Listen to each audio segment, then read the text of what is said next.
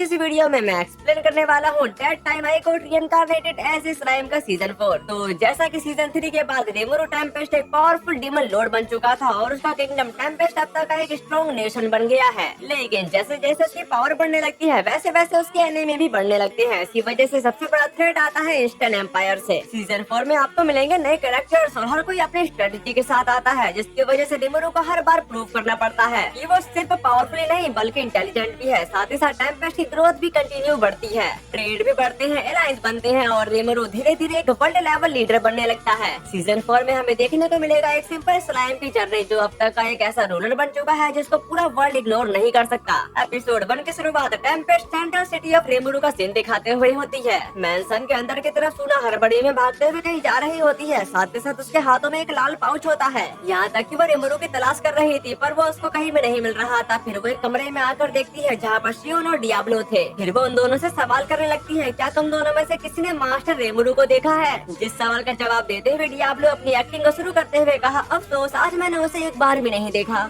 जो सुनकर शियो निराश होते हुए कहती है, मैं समझ गई मास्टर रेमोरो तुम कहाँ पर हो? फिर यहाँ से इनका ठोकर एक जगह की तरफ आ गया था जहाँ पर हम रेमोरो को देख पाते हैं जो एक दरख्त की पीक पर था और वो वहाँ से अपने सिटी को देखते हुए कह रहा था, यार ये सचमुच में बड़ा होता जा रहा है ना? और हमारे मोस्टर फेडरेशन टेम्पेस्ट का फाउंडेशन सेरेमनी जबरदस्त रूप से कामयाब रही। इसकी शुरुआत एक छोटे से गोब्लिन विलेज से हुई थी और वहाँ से हम धीरे धीरे एक एक कदम आगे बढ़ते हुए एक विलेज से सिटी बने और हमारा ग्रुप भी बढ़ता गया। साथ ही साथ कई अर्बन डेवलपमेंट प्रोजेक्ट चल रहे हैं जिसमें वह इंजन शामिल है जहाँ टेस्टिंग शुरू हो गई है। मुझे उम्मीद है कि एक साथ रहने और खुशहाली का एक ऐसा रिश्ता बनाना जारी रखूंगा जहाँ इंसान और मोस्टर एक साथ मिलकर रह सके। जो सब बताने के बाद रेमोरो सीजू का फॉर्म लेने के साथ कहा, अब से मैं तुम पर भरोसा रखूंगा पार्टनर। जिस बात पर एग्री करते हुए ग्रेट सेज कहने लगा, तुम मुझ पर भरोसा कर सकते हो मास्टर। इसी के साथ हम कुछ दिनों के बाद का सीन देखते हैं। टेम्पेस्ट के सिटी की तरफ वो लोग काफी ज्यादा मजे कर रहे होते हैं। यहाँ तक कि वहाँ पर कुछ बंदे खेल भी रहे होते हैं। साथ ही साथ कुछ लोग अपने काम पर जाने लगे। दूसरी तरफ एक बंदा ऑर्क से कह रहा होता है, तुमने कल मेरी काफी मदद की।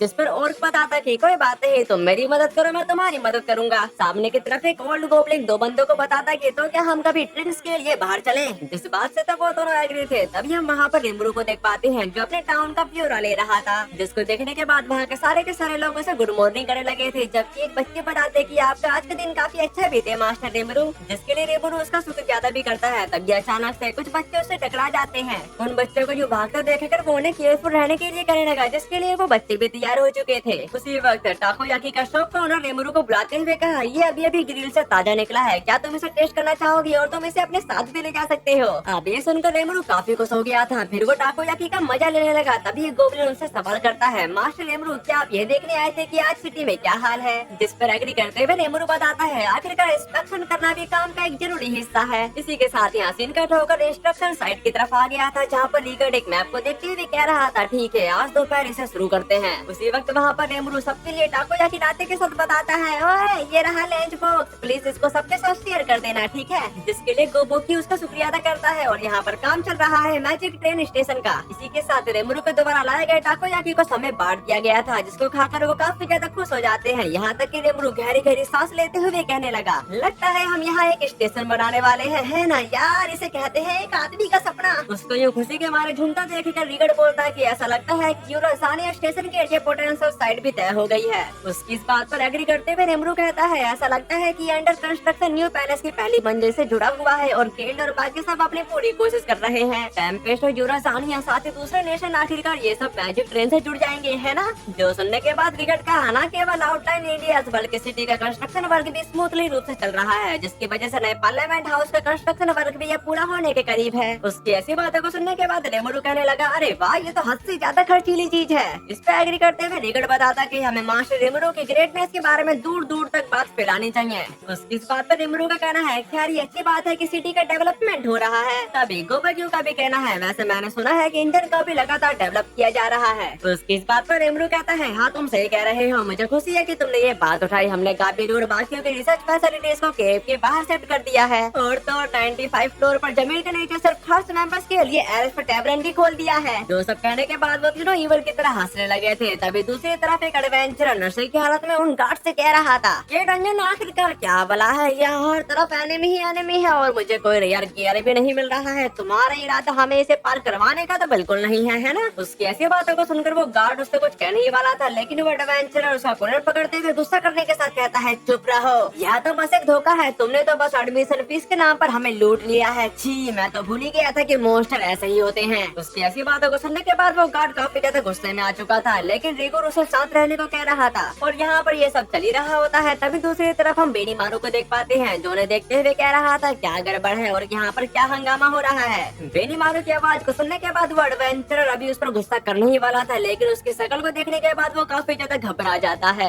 जिसके बाद वो वहाँ से दुम दबा के भाग गया। उसको यूं भागते देखकर बेनीमारू कहने लगा, आखिरकार उसे क्या हो गया। वहाँ के शोर शराबे को सुनने के बाद रेमरू वहाँ पर आते के साथ कहने लगा, क्या बात है, क्या कुछ हुआ है। जिसका जवाब देते हुए रिगुर बताता है कि यह डंजन चैलेंजर्स के साथ एक समस्या है। वे शिकायत कर रहे हैं कि बार बार कोशिश करने के बाद भी सेकंड फ्लोर तक नहीं पहुँच पा रहे हैं। आजकल ऐसा बहुत हो रहा है। जो सब जानने के बाद रेमरू उससे माफी मांगते हुए कहता है, क्या ऐसा है तो तुमको इसमें घसीटने के लिए मुझे माफ कर देना। इस पे रिगुर कह रहा था, कोई बात नहीं, मैं तो बस नेट पैकिंग कर रहा है। उसकी ऐसी बातों को सुनने के बाद बेनीमारू कहता है, हारने के बाद उदास हो जाना काफी बुरा है। जिस बात का जवाब देते हुए रिमरू बोला, फिर भी अगर ऐसा ही सिलसिला चलता रहा तो इसका असर हमारे काम काज पर भी पड़ने लगेगा, हमें इस बारे में बात करनी पड़ेगी। उसके ऐसा कहते ही यहाँ से इनका टोकर क्लासरूम की तरफ आ गया था, जहाँ पर हिनाटा बच्चों को पढ़ाते हुए कह रही थी, एलिमेंटलिस्ट ऐसे स्पेशल विजार्ड्स होते हैं जो स्पिरिट्स पर अपना हुक्म चलाते हैं और उनके मैजिकल स्किल की एक स्पेशल क्वालिटी होती है। तो बताओ, किसी का कोई सवाल है। जो सुनकर वहाँ के सारे बच्चों ने अपना हाथ उठा लिया था। तभी उन्हीं के बीच में हम रिमरू को देख पाते हैं, जो अपने हाथ उठाते हुए जोर जोर से चिल्लाते हुए कह रहा था कि मैं भी, मुझे भी पूछना है। उसी वक्त हिनाटा की भी नजर उस पर पड़ जाती है। साथ ही साथ वहाँ के बच्चे कहने लगे, मिस्टर रेमरू, आप यहाँ पर क्या कर रहे हैं। उन बच्चों के सवालों का जवाब देते हुए रेमरू कहने लगा, मैं यहाँ पर इसी काम के लिए आया हूँ। जब वो ऐसा कह रहा था तभी हिनाटा उसके एकदम सामने आते हुए कहने लगे, तुम यहाँ पर क्या कर रहे हो। उसकी ऐसी डरावनी बातों को सुनने के बाद वो काफी ज्यादा घबराने के साथ बोला कि मैं यहाँ इंस्पेक्ट करने आया हूँ।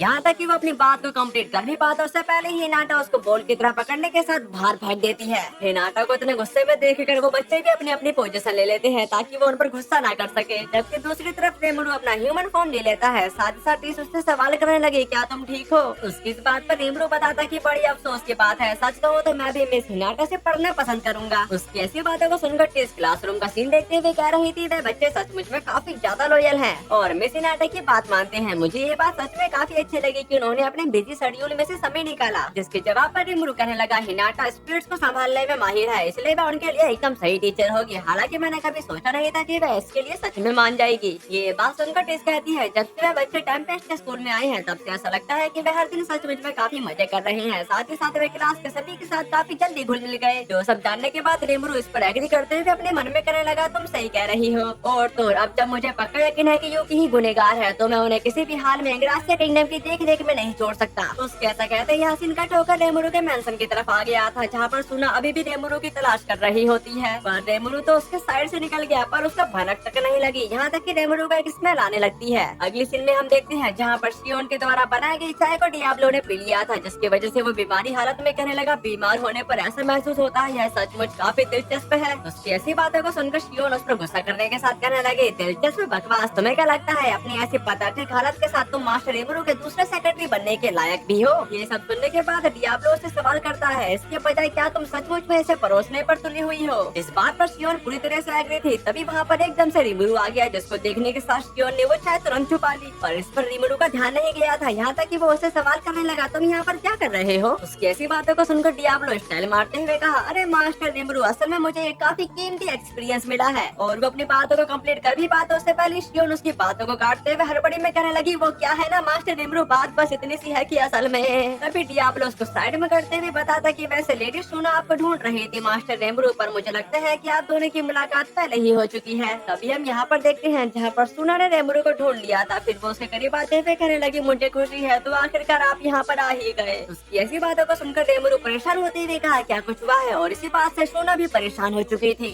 यहाँ तक कि हम इसके कुछ देर बाद का सीन देखते हैं जहाँ पर सोना ने एक नया स्नैक्स उसके सामने धर दिया था। अब ये देखने के साथ रेमरू काफी ज्यादा खुश होते हुए कहा कि ये एक नए तरह का स्नैक्स है, उफ ये तो काफी टेस्टी लग रहा है। तभी सुना बताते कि मैं चाहती हूँ कि आप ही सबसे पहले से आज मैं मास्टर रेमरू, इसलिए मैं आपको ढूंढ रही थी। जिसके लिए रेमरू उसका शुक्रिया अदा करने लगा। फिर यहाँ से कट होकर किंगडम ऑफ इंग्रासिया की तरफ आ जाता है, जहाँ पर काफी बारिश हो रही थी। फिर हम गिल्ड हेडक्वार्टर्स की तरफ आते हैं, जहाँ पर यूकी कह रहा था, तो फिर अब हमें क्या करना चाहिए। ऐसा लगता है कि डीमन लॉर्ड रेमरू का मुझ पर शक होने लगा है। अगर हो सके तो मैं सच में उस स्लाइम से दुश्मनी करने से बचना चाहूंगा। उसकी ऐसी बातों को सुनकर लैपलेस कहने लगा, मुझे लगता है कि उसे करना काफी बेकार आइडिया था, है ना। जो सुनने के बाद कगाली कही, क्या हिनाटा नहीं 7 डेज क्लंची को उकसाकर उसे डीमन लॉर्ड रिमिरू को खत्म करने के लिए नहीं कहा था, और क्या इसी वजह से तुम्हारी असलियत सामने नहीं आ गई। उसकी इस बात पर लापिस बताता कि पक्का आपने कोई सबूत नहीं छोड़ा होगा, है ना बॉस। उसकी इस बात पर उसका बॉस बताना शुरू करता है, खैर मुझे लगता है कि मैंने जो कुछ भी किया वैसा उस दमराटा के जरिए किया, लेकिन क्योंकि मुझे मिस चीजू और उस स्लाइम के बीच के रिश्ते के बारे में पहले ही पता था, इसलिए मैं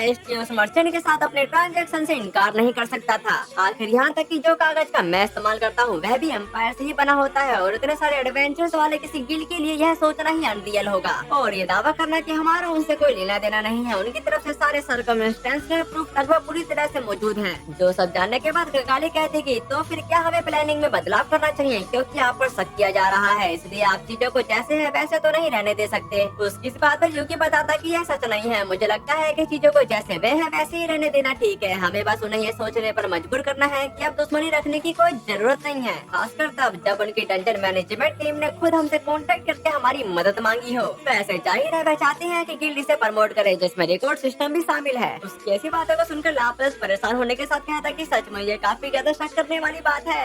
यहाँ तक कि टीयर भी बोला यह तो पक्का जाल है। उन दोनों की ऐसी बातों को सुनने के बाद यूकी का कहना है, खैर मैं सोच रहा हूँ, ऐसा लग रहा था कि ये प्रपोजल पूरी तरह से कॉस्ट बेनिफिट के अप्रोच पर आधारित था। खैर जरूरी कदम को उठाते हुए हमें इस हालात पर नजर बनाए रखनी चाहिए, क्योंकि हमारी अपनी एम्बिशन के खातिर भी यह जरूरी है। उसकी ऐसी बातों को सुनकर वहाँ के सारे यूकी की बातों से इम्प्रेस हो चुके थे, जबकि यूकी कह रहा था मैंने अभी तक वेस्टर्न डोमिनेशन को नहीं छोड़ा है। फिर यहाँ सीन कट होकर मेंशन की तरफ आ गया था, जहाँ पर रिमरू उस स्नैक्स को खाते हुए काफी मजे कर रहा था। वहीं दूसरी तरफ बेंडोरा को इतना ज्यादा पसंद आ जाता है कि वो काफी जल्दी में खाने लगा, जबकि रेमरी भी उसका टेस्ट लेते हुए कह रही थी ये सच में मेरी आंखों में आंसू ला रहा है। ये बात सुनकर रिमरू शूना की तारीफें करते हुए कहा, एक बार फिर से तुम्हारी स्किल बेहतर हो गई है शूना। तभी मासा मुझे सवाल करने लगा, हम यहाँ पर तो मीटिंग करने के लिए आए थे, है ना। ये सुनकर तो रेमरू उसके बारे में भूल ही गया था। फिर हम 100 फ्लोर अंडरग्राउंड कॉन्फ्रेंस रूम का सीन देखते हैं, जहाँ पर रेमरू उन सभी को समझा रहा होता है। खैर आज जब डंजन टेस्ट खत्म हो चुका है तो हमारी पहली ऑपरेशन मीटिंग का समय आ गया है। सच कहूँ तो यह पूरी तरह से एक तबाही है। साथ ही साथ सिटी में शिकायतें मिलने के बाद मैंने इस बात को फिर से कंफर्म किया, लेकिन चैलेंजर्स का क्लियरिंग लेवल काफी कम है। बिना किसी काउंटर मैनेजर के वे फर्स्ट फ्लोर पर पूरी तरह से खो जाते हैं, लालच में अंधे होकर। और तो रेफ रैंक के मोस्टर भी उन्हें पलक झपकते ही ढेर कर देते हैं। उनमें से कुछ तो इतनी ज्यादा भूख लगने की वजह से हार मान लेते हैं। अगर यही हाल रहा तो मुझे शक है कि कोई भी चैलेंजर 10th फ्लोर तक पहुंच भी पाएगा या नहीं। सच कहूँ तो ये डंजन मैनेजमेंट के लिए क्राइसिस की सिचुएशन है।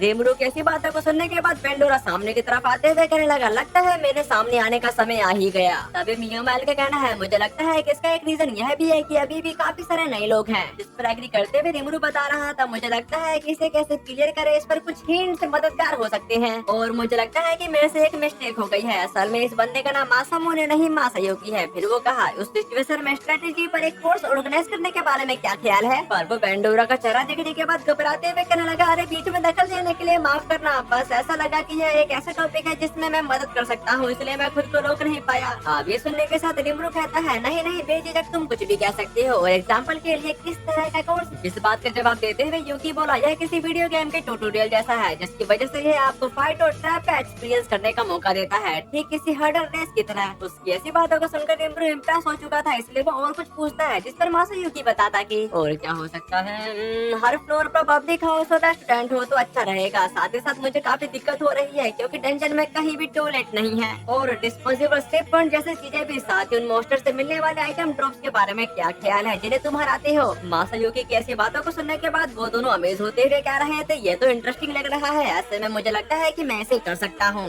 दूसरी तरफ रिमरू बोलता है कि ठीक है, तो फिर तुम्हारी जॉब पक्की। लगता है मैं थोड़ा ज्यादा ही सख्त हो गया था, इसलिए हमारे ऑब्जर्वर मासायोकी को मेरा सलाम। जो सुनकर मासायोकी कहता है, नहीं ये तो बिल्कुल कुछ भी नहीं है। उसकी इस बात पर रिमरू बताता कि तुम क्या कह रहे हो, क्योंकि हम दोनों ही बड़े गेमर हैं, इसलिए मुझे खुशी है कि तुम यहाँ पर आ गए।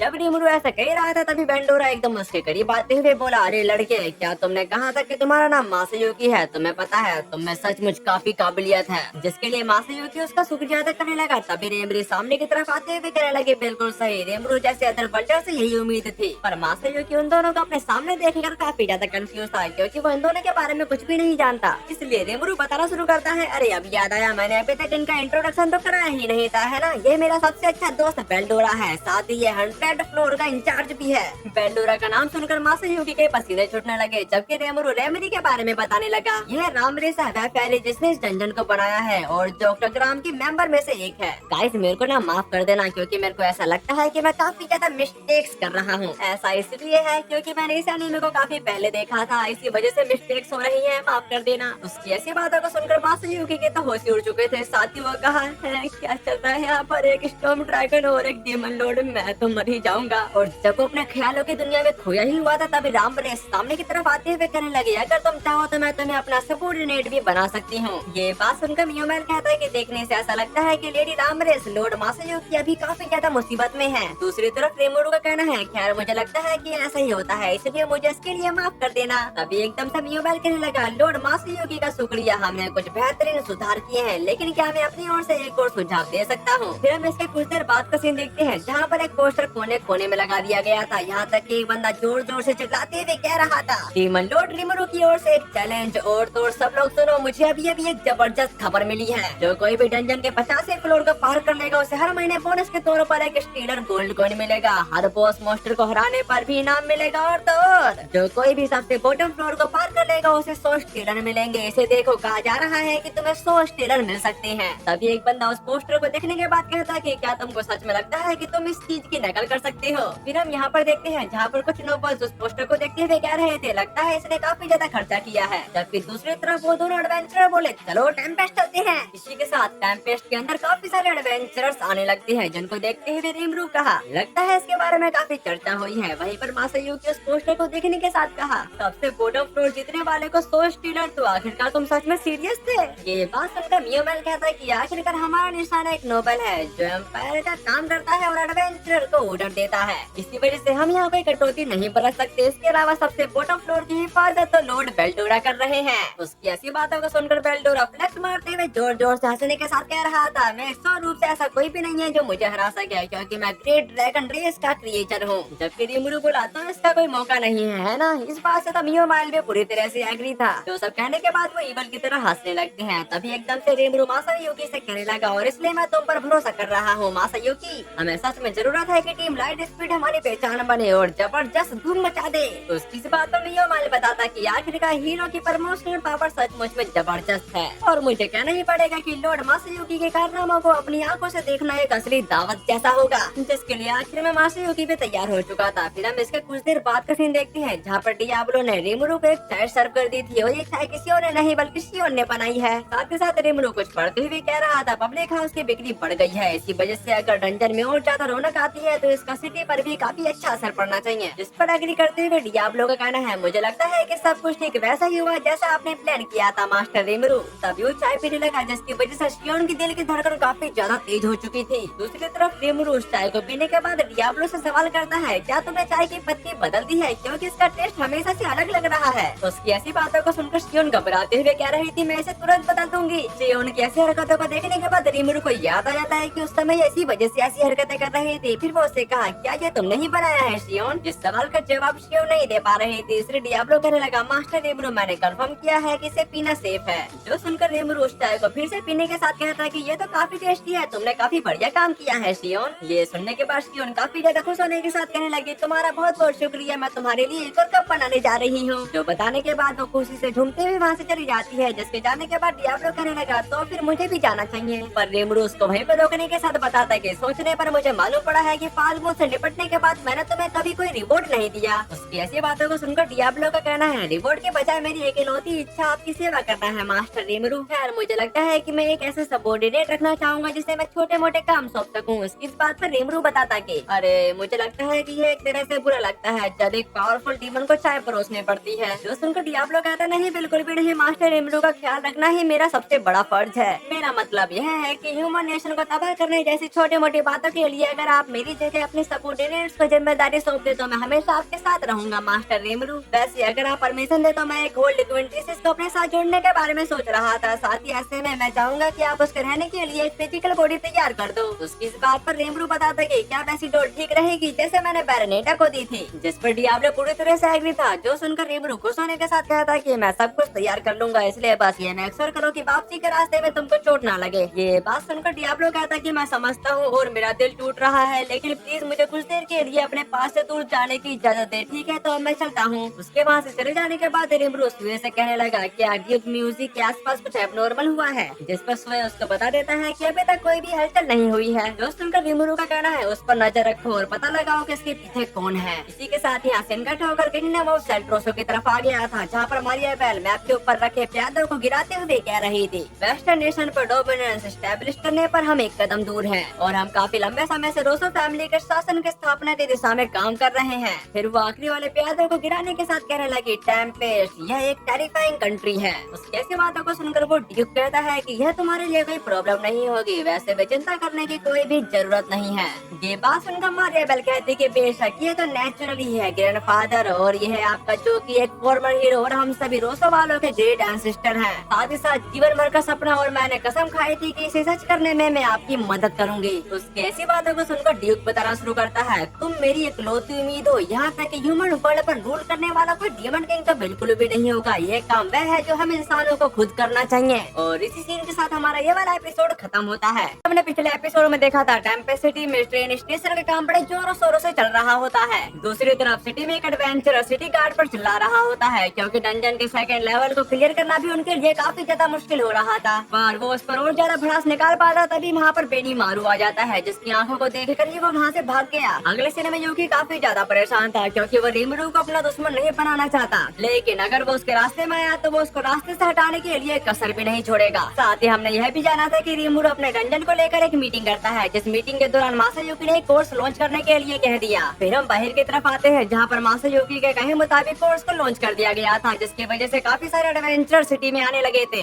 जिस चीज को संभालने के लिए रिमुरु मासायुकी को ही बलि का बकरा बना देता है। साथ ही साथ हमने एपिसोड के लास्ट में यह भी देखा था कि मारियाबेल और उसका ग्रैंडफादर डीमन लॉर्ड रिमुरु को निस्तानाबूद करने के लिए प्लानिंग बना रहे हैं। अब आगे एपिसोड 2 की शुरुआत एक डंजन का सीन दिखाते हुए होती है, जहाँ पर मासायुकी की टीम उस डंजन को क्लियर करने के लिए एकदम तैयार खड़ी थी। पर मासायुकी काफी ज्यादा घबराने के साथ अपने साथी से कहता है कि तुम गेट खोल सकते हो, जो सुनकर उसके साथी ने वो गेट खोल दिया। गेट खोलने के साथ हम अंदर की तरफ काफी सारे डीमन लॉर्ड के चेले को भी देख पाते हैं। साथ ही साथ उनके बीचों बीच खड़ा डीमन लॉर्ड काफी ज्यादा खतरनाक दिखाई दे रहा था। तभी अचानक से एक मोस्टर ने उन पर अटैक कर दिया, पर मासायुकी का एक साथी उसको संभालते हुए कहता है कि मैं इसको संभाल लूंगा, तुम आगे बढ़ो। ये सुनने के साथ उन तीनों ने एक साथ डंजन बॉस की तरफ बढ़ना शुरू कर दिया, लेकिन वो उससे पहले ही उन पर अटैक कर देता है, जिसकी वजह से उनकी टीम थोड़ी बिखर जाती है। तभी इस चीज का मौका पाते हुए एक मोस्टर ने मासायुकी पर अटैक कर दिया, यहाँ तक कि वो उसको जान से मारने के लिए आगे बढ़ने ही वाला था, उससे पहले एक बंदे की सोड आकर उसके आर पार हो जाती है। इसी वजह से वो वहीं पर मारा जा चुका। तभी वो डिफेंडर मासायुकी को डिफेंड करने के लिए उसके एकदम सामने आकर खड़ा हो जाता है, जबकि दूसरी तरफ वो पर्सन खुद को संभालने के बाद अपने सामने इस नजारे को देखते हुए कहता कि आप समझा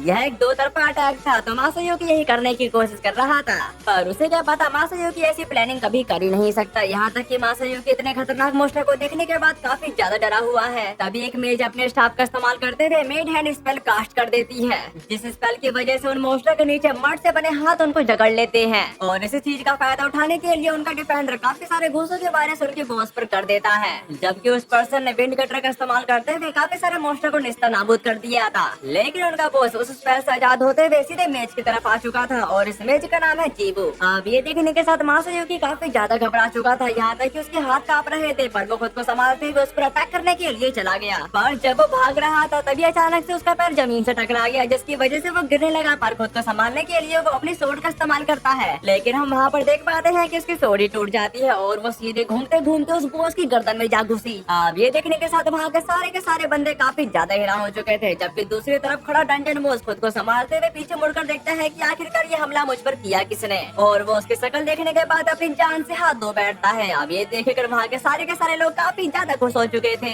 यहाँ तक कि जीवो खुद को संभालते हुए इमोशनल होने के साथ कहती है, मास्टर मासायुकी आपने मुझे बचा लिया। वहीं पर खड़ा मासायुकी खुद हैरान था, उसको खुद यकीन नहीं हो रहा था कि ये अजूबा मेरे से हो कैसे गया। फिर हम बाहर की तरफ आते हैं, जहाँ पर मासायुकी के पोस्टर्स कोनों कोनों में लगा दिए गए थे। यहाँ तक कि एक बंदा चिल्लाते हुए कह रहा था, हमारे पास मासायुकी द हीरो की 30वें फ्लोर पर विक्ट्री की याद में नया सामान सेल पर है, अगर आप इसे अभी नहीं खरीदेंगे तो फिर कब। वहीं पर हम एक डैमी ह्यूमन को देख पाते हैं, जो मासायुकी के बने बंस को बेच रही थी। दूसरी तरफ हम दो बंदों को देखते हैं, जो शराब पीते हुए कह रहे थे, अरे क्या तुमने हीरो मासायुकी की बैटल के बारे में सुना? अरे हाँ, मुझे तो यकीन नहीं हो रहा है कि उसने उस तोड़ को बीच से तोड़ दिया और उसी से बॉस को मार डाला। फिर हम यहाँ पर देखते हैं, जहाँ पर दो बच्चों ने मासायुकी की तरह ही कपड़े पहन रखे थे, क्योंकि अब वो उसी की तरह एक हीरो बनना चाहते हैं। उसी वक्त वहाँ पर मौजूद हम उन पोशाक वालों को देख पाते हैं, जो काफी ज्यादा मिस्टीरियस लग रहे थे। फिर यहाँ सीन कट होकर मैंसन की तरफ आ जाता है, जहाँ पर रिमरू बता रहा था, अब तो तुम जनरल पब्लिक में भी सचमुच छा गए हो मासायोगी हीरो। उसकी ऐसी बातों को सुनकर मासायोगी कहता है, तुम भी नहीं रिमरू, मैंने तो मुश्किल से ही कुछ किया है। उसकी इस बात पर रामरेस खुशी के मारे झूमते हुए बता देगी, सच कहूँ तो ये काफी बड़ी कामयाबी थी। यहाँ तक कि सभी जगहों से पहुँचने लायक रेस्ट एरिया और तुम्हारे द्वारा दिए गए बाकी सभी आइडिया एकदम सही थे। ये बात सुनकर मियोमैन कहता है कि हाँ हाँ बिल्कुल, तुम्हारा मतलब 95 के फ्लोर पर मौजूद सिटी गेट से है और वहाँ जाने के लिए 3 सिल्वर कॉइन लेने का आइडिया और इस्तेमाल की फीस के हिसाब से थोड़ा ज्यादा लग सकता है, लेकिन वहाँ का पब्लिक हाउस बहुत ज्यादा तारीफें बटोर रहा है। हर कोई इस बात को लेकर काफी ज्यादा खुश है कि उन्हें एक ऐसी जगह मिल गई है जहाँ पर वह गर्मा गर्म खाना खा सकते हैं और सेफ प्लेस पर सो सकते हैं। इसी के चलते ये काफी ज्यादा फेमस हो गया है। उसकी ऐसी बातों को सुनकर बेल्डोरा कहता है, दूसरे शब्दों में डंजन को ठीक करने का हमारा काम काफी सक्सेस रहा। उसकी इस बात से रामरेस भी एग्री थी। उन दोनों की ऐसी बातों को सुनने के बाद रिमरू बोला, हाई लेवल के चैलेंजर भी सामने आ रहे हैं, ये एकदम सही है। उसकी इस बात पर मासायोगी बताता कि वैसे कुछ एडवेंचरर है जो आजकल काफी ज्यादा अलग दिख रहे हैं, है ना? और ये उन्हीं ग्रीन पोशाक वालों की बात कर रहा है, जिसको समझने के बाद रिमरू बताना शुरू करता है, तुम बात कर रहे हो टीम ग्रीन फ्यूरी। यह उभरती हुई पार्टी है जिसने महज 3 दिनों में ही 20 फ्लोर पार कर दिए और उनके स्टेज का राज शायद उनके लीडर है एक एलिमेंटलिस्ट जो स्पिरिट कोरेस्पोंडेंस का इस्तेमाल करके डंजन में मौजूद स्पिरिट से उन्हें रास्ता दिखाने के लिए कहती है। उसकी ऐसी बातों को सुनकर रामरेस कहती है, वैसे तुम क्या करना चाहते हो, पर मुझे लगता है कि मैं उन्हें धीमा कर सकती हूँ। उसकी इस बात पर रिमरू बताता कि नहीं, हमें ऐसा नहीं करना चाहिए, डंजन का सामना करने का ये एक सही तरीका है और कई टीमों के हेडलाइन में आने से लोगों में और भी ज्यादा जोश पैदा होगा। दूसरी तरफ मियोमैन का कहना है, उनकी वजह से मुनाफा बढ़ रहा है, जरूरी खर्च घटाने के बाद भी हम काफी मुनाफा कमा रहे हैं। अब ये सुनने के साथ रामरेस काफी ज्यादा खुश हो चुकी थी। फिर हम इसके कुछ देर बाद का सीन देखते हैं जहाँ पर 2 पोटली भर गोल्ड कॉइन उनके सामने धर दिए गए थे और उनमें से पहली पोटली है बेल्डोरा की और दूसरी पोटली है रामरेस की। इसी वजह से वो काफी ज्यादा खुश दिखाई दे रही है। जबकि रिमरू बताता कि जब तुम अच्छा काम करते हो तो तुमको भी मुनाफा मिलना ही चाहिए, ये काफी ज्यादा जरूरी है। अब ये सुनकर बेल्डोरा फ्लेक्स मारते हुए बोला, मुझे फूड स्टोर पर काम करने का काफी ज्यादा एक्सपीरियंस है और मैं समझता हूँ कि काम एक नेक चीज है। उसकी ऐसी बातों को सुनकर रिमरू हैरान होते हुए कहता है, उसने ये बात अपने घमंड भरे लहजे में कही। तभी अचानक से रामरेस चिल्लाते हुए रिमरू पर अटैक करने के साथ कह रही थी, बस यही है, आखिरकार मेरा समय आ ही गया। जो सुनने के बाद मियोमाइल बोलता कि तुम दोनों की वजह से ही डंजन काफी ज्यादा सक्सेस है और इन दिनों के ऊपर के बिजनेस भी काफी ज्यादा फल फूल रहे हैं। वेस्टर्न नेशन से ज्यादा मर्चेंट यहाँ बिजनेस करना चाह रहे हैं। अब ये सुनकर रिमरू का कहना है, सच में बिल्कुल सही। तो हम उम्मीद कर रहे थे कि हमारा नेशन लोगों की इच्छाओं को पूरा करने का वादा करके उनको अपनी ओर खींचता है। अगर वह हमें ऐसे लोगों के तौर पर देखते हैं जो उनकी इच्छाएं पूरी कर सकते हैं तो हमारे बीच अच्छे रिलेशन बनने की पूरी पॉसिबिलिटीज हैं। जिस बात पर एग्री करते हुए मियोमैन कहता है कि इसमें कोई शक नहीं है कि हमें भरोसे के लायक माना जा सकता है। उसकी ऐसी बातों को सुनकर रिमरू काफी ज्यादा खुश होने के साथ कहता है, तुम फाइनेंस मिनिस्टर के तौर पर अपनी जिम्मेदारी बखूबी निभा रहे हो मियोमाइल,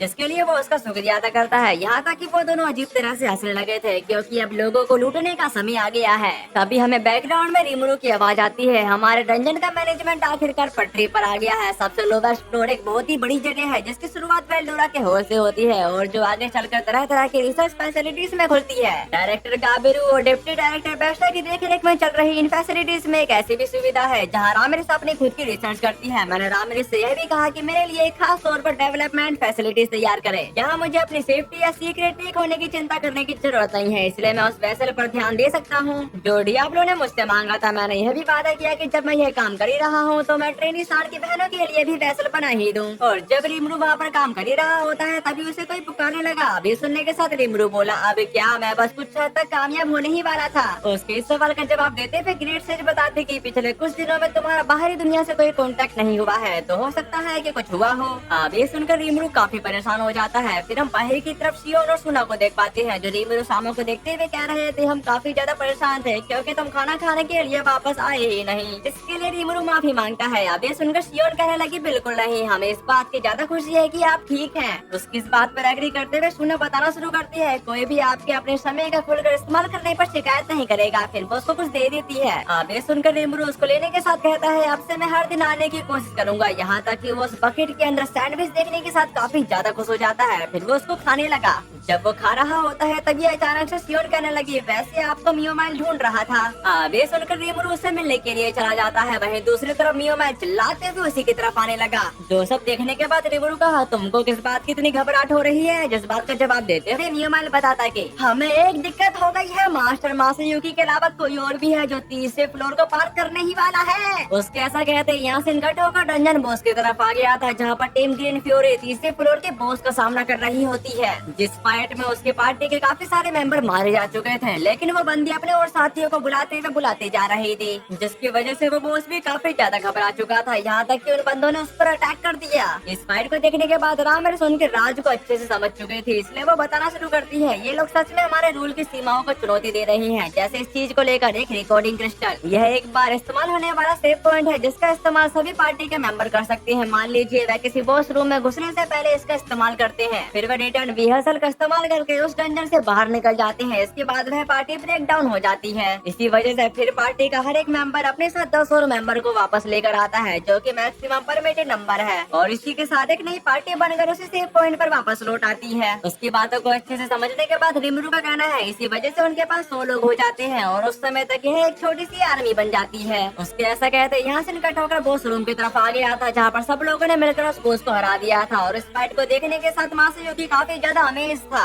जबकि मियोमाइल का कहना है मैंने मिस सोका से इस मामले की अच्छे से जांच करवाई, और ऐसा लगता है कि वे पट नामा के फेमस मर्सनरीज के ग्रुप का हिस्सा है, साथ ही साथ हमेशा क्या कि उन्हें पैसे ग्रासिया से मिल रहे हैं। उसके इस बात पर बेल्डोरा बताता कि हमारा अनुमान है कि वे 40वें फ्लोर पर मौजूद बॉस को भी हराने में कामयाब हो जाएंगे, यहाँ तक कि 50वें फ्लोर पर मौजूद बॉबिकस और उसके टीम को भी इतनी बड़ी गिनती वाली आर्मी का सामना करने में मुश्किल हो सकती है। ये बुरा है, ये हालात का एक काफी बुरा मूड है। उसके ऐसा कहने के बाद हम वहाँ पर रामरेस को देख पाते हैं, जो रेमरू की तरफ पढ़ने के साथ उससे कुछ कहने लगी, पर हमें ये बात बताई नहीं जाती। लेकिन इस बात को समझने के बाद रिमरू काफी ज्यादा हैरान होने के साथ कह रहा था 60वें फ्लोर के नीचे के बॉस के मोशन काम नहीं कर रहे हैं। ये बात सुनकर रामरेस कहती है याद है जब तुमने फेस्टिवल के दौरान क्रूसेडर्स से कहा था कि वह यहाँ ट्रेनिंग कर सकते हैं, जब तुम जमीन के नीचे छुपे हुए थे तब उन्होंने 51वें फ्लोर से शुरुआत की थी। आखिर में 70वें फ्लोर पर मेरे एलिमेंटल क्लोसेस ने उन्हें खत्म कर दिया, लेकिन फिर लगता है कि हिनाटा उससे तंग आ गई थी। फिर यहाँ से नोस्टीन की तरफ आ गया था, जहाँ पर एक बंदा हिनाटा से कह रहा होता है ये पॉसिबल हो ही नहीं सकता, यहाँ तक कि लेडी हिनाटा के लिए भी नहीं। उसकी ऐसी बातों को सुनने के बाद हिनाटा को काफी ज्यादा गुस्सा आ गया था, और ऐसी बातों को याद करने के बाद रामरेस काफी ज्यादा परेशान होने के साथ कह रही थी, और फिर हिनाटा को काफी ज्यादा गुस्सा आ गया। उसकी ऐसी बातों को सुनकर मियोमाइल कहता है कि यह तो बिल्कुल ही भयानक था। पहली बात तो यह मानो कि एलिमेंटल क्लोसेस को तबाह करना ही उसके लिए काफी ना हो,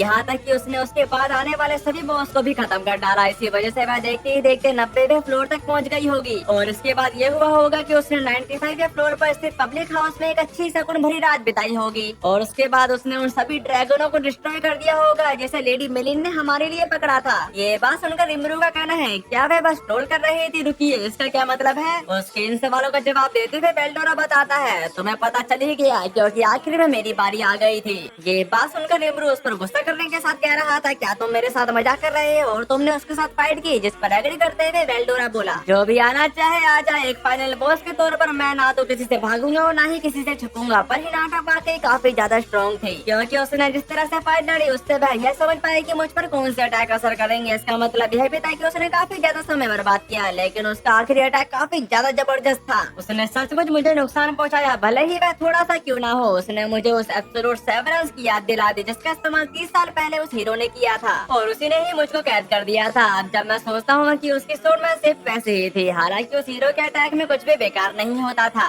उसकी ऐसी बातों को सुनकर रिमरू खुशी के मारे झूमते हुए कह रहा था अरे यार काश मैंने वह देखा होता, और फिर तुम जीत गए है ना बेल्डोरा। उसकी ऐसी बातों को सुनकर बेल्डोरा फ्लेक्स मारते हुए कहा बेशक कहीं ऐसा तो नहीं कि तुम सचमुच परेशान थे। उसकी इस बात पर रिमरू बताता है खैर हारने का तुम्हारा अपना इतिहास रहा है क्योंकि तुम अपने अपोनेंट से मोहित हो गए थे। अब ये सुनकर बेल्डोरा थोड़ा घबरा गया था, जबकि मासायुकी का कहना है हिनाटा सान में जरूर सचमुच में कुछ खास बात होगी। जो सुनने के बाद रिमरू बोलता है कि ठीक है मुझे समझ में आ गया है कि क्या चल रहा है, तो हमें 60वें फ्लोर के नीचे के बॉस के लिए कुछ करना होगा। जबकि मियोमाइल परेशान होते हुए कह रहा था और हाँ देखिए लेडी हिनाटा ने हमसे पूछा था कि क्या उन्हें भी कोई नगद इनाम मिल सकता है। अब इसके लिए रिमरू उससे साफ साफ इनकार कर देता है, यहाँ तक कि वो अपने मन में कहने लगा होली नाइट की कैप्टन कितनी छोटी सोच वाली है, क्या उसे काफी पैसे नहीं मिलते।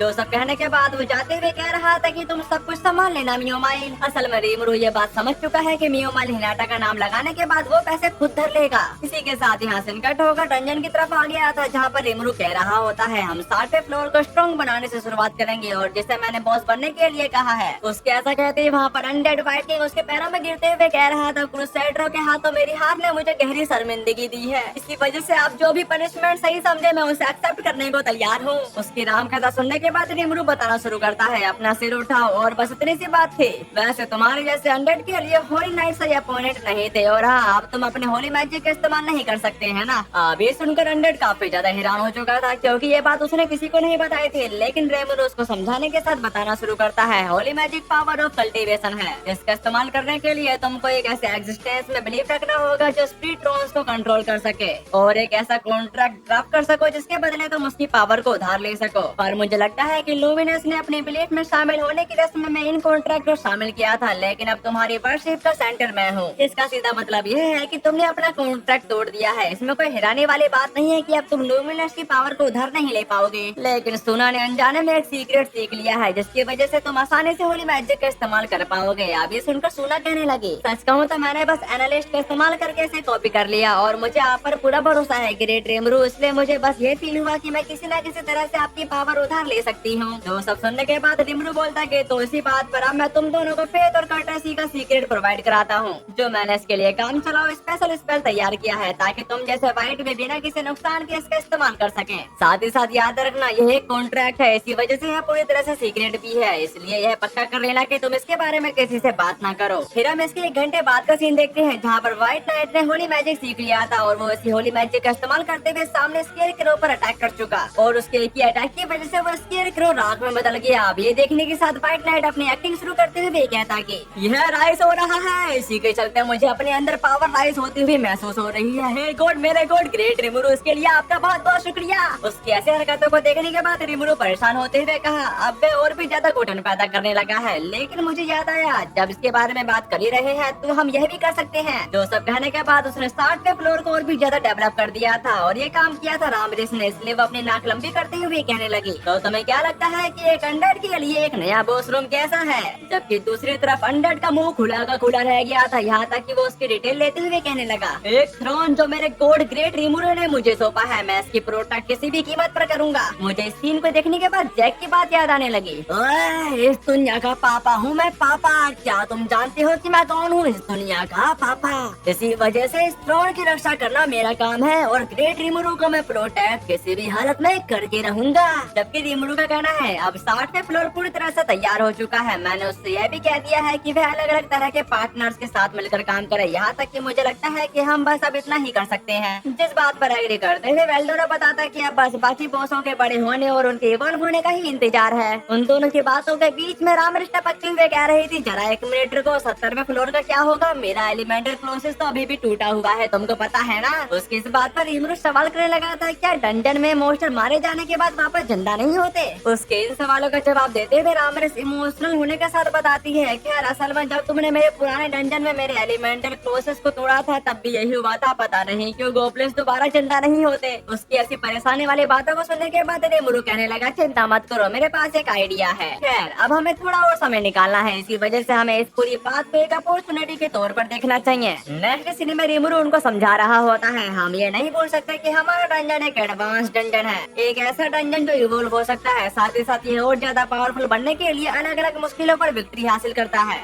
जब वहाँ पर ऐसी बातें चली रही थी तभी दूसरी तरफ हम मिलिन को देखते हैं जिसने रांग और गोपुता की चटनी बना दी थी। साथ ही साथ वो रिमुरु पर चिल्लाते हुए कह रही थी कि मैंने सुना है कि मेरे सारे के सारे ड्रैगन मारे गए। इस पर एग्री करते हुए रिमुरु उन दोनों की हालत को देखने के बाद अपने मन में कहा उन्हें किस तरह की बेरहम ट्रेनिंग दी गई है। जबकि दूसरी तरफ गोपुता कुछ कहने की कोशिश कर रहा होता है जिसको सुनते हुए मिलिन कहने लगे सच में तुम वाकई कमाल के थे, मुझे ये तो कभी उम्मीद ही नहीं थी कि तुम मेरे हेल मोड को पार कर लोगे। उसकी ऐसी बातों को सुनकर वेल्डोरा कहने लगा वो ऐसा है इसलिए मैं उन्हें वेल्डोरा को मारने का तरीका भी सिखाऊंगा। अब ये सुनने के साथ मिलिन उस पर भड़कते हुए बोल रही थी ऐसा कभी नहीं होने वाला। फिर हम दूसरी तरफ रांग की तरफ आते हैं जो अपने मास्टर से कह रहा था मास्टर मैं लौट आया हूँ। जो सुनकर रिमुरु कहता है तुमने सचमुच में अपना पूरा जोर लगा दिया, अब तुम मेरी शैडो में आराम कर सकते हो। उसकी शैडो में वापस चले जाने के बाद रिमुरु गोपुता को बताना शुरू करता है तुमने काफी बढ़िया काम किया, जैसा कि मैंने वादा किया था मैं तुम्हें एल्स वाली जगह पर ले जाऊंगा। बस ये सुनते ही गोपुता के अंदर काफी ज्यादा एनर्जी आ गई थी, जिस चीज को देखते हुए मिलिन उस पर अपना पैर धरने के साथ बोली लगता है तुम्हारे अंदर काफी ज्यादा एनर्जी बाकी है। मिलिन की ऐसी डरावनी बातों को सुनकर गोपुता वहाँ से भागते हुए कह रहा था प्लीज मुझे आप थोड़ा ब्रेक दे दो। फिर हम इसके कुछ देर बाद का सीन देखते हैं जहाँ पर टीम ग्रीन फ्यूरी के बारे में मिलिन को मालूम पड़ चुका था, इसकी वजह से वो काफी ज्यादा हैरान हो चुकी थी। जबकि वेल्डोरा बोल पड़ा ऐसा लगता है कि उन्होंने अब तक 40वें फ्लोर के बॉस को भी हरा दिया होगा। ये बात सुनकर मिलिन रिमुरु पर चिल्लाते हुए कह रही थी तुम ये क्या करने जा रहे हो, वैसे हम लोगों को हमें हल्के में नहीं लेने दे सकते।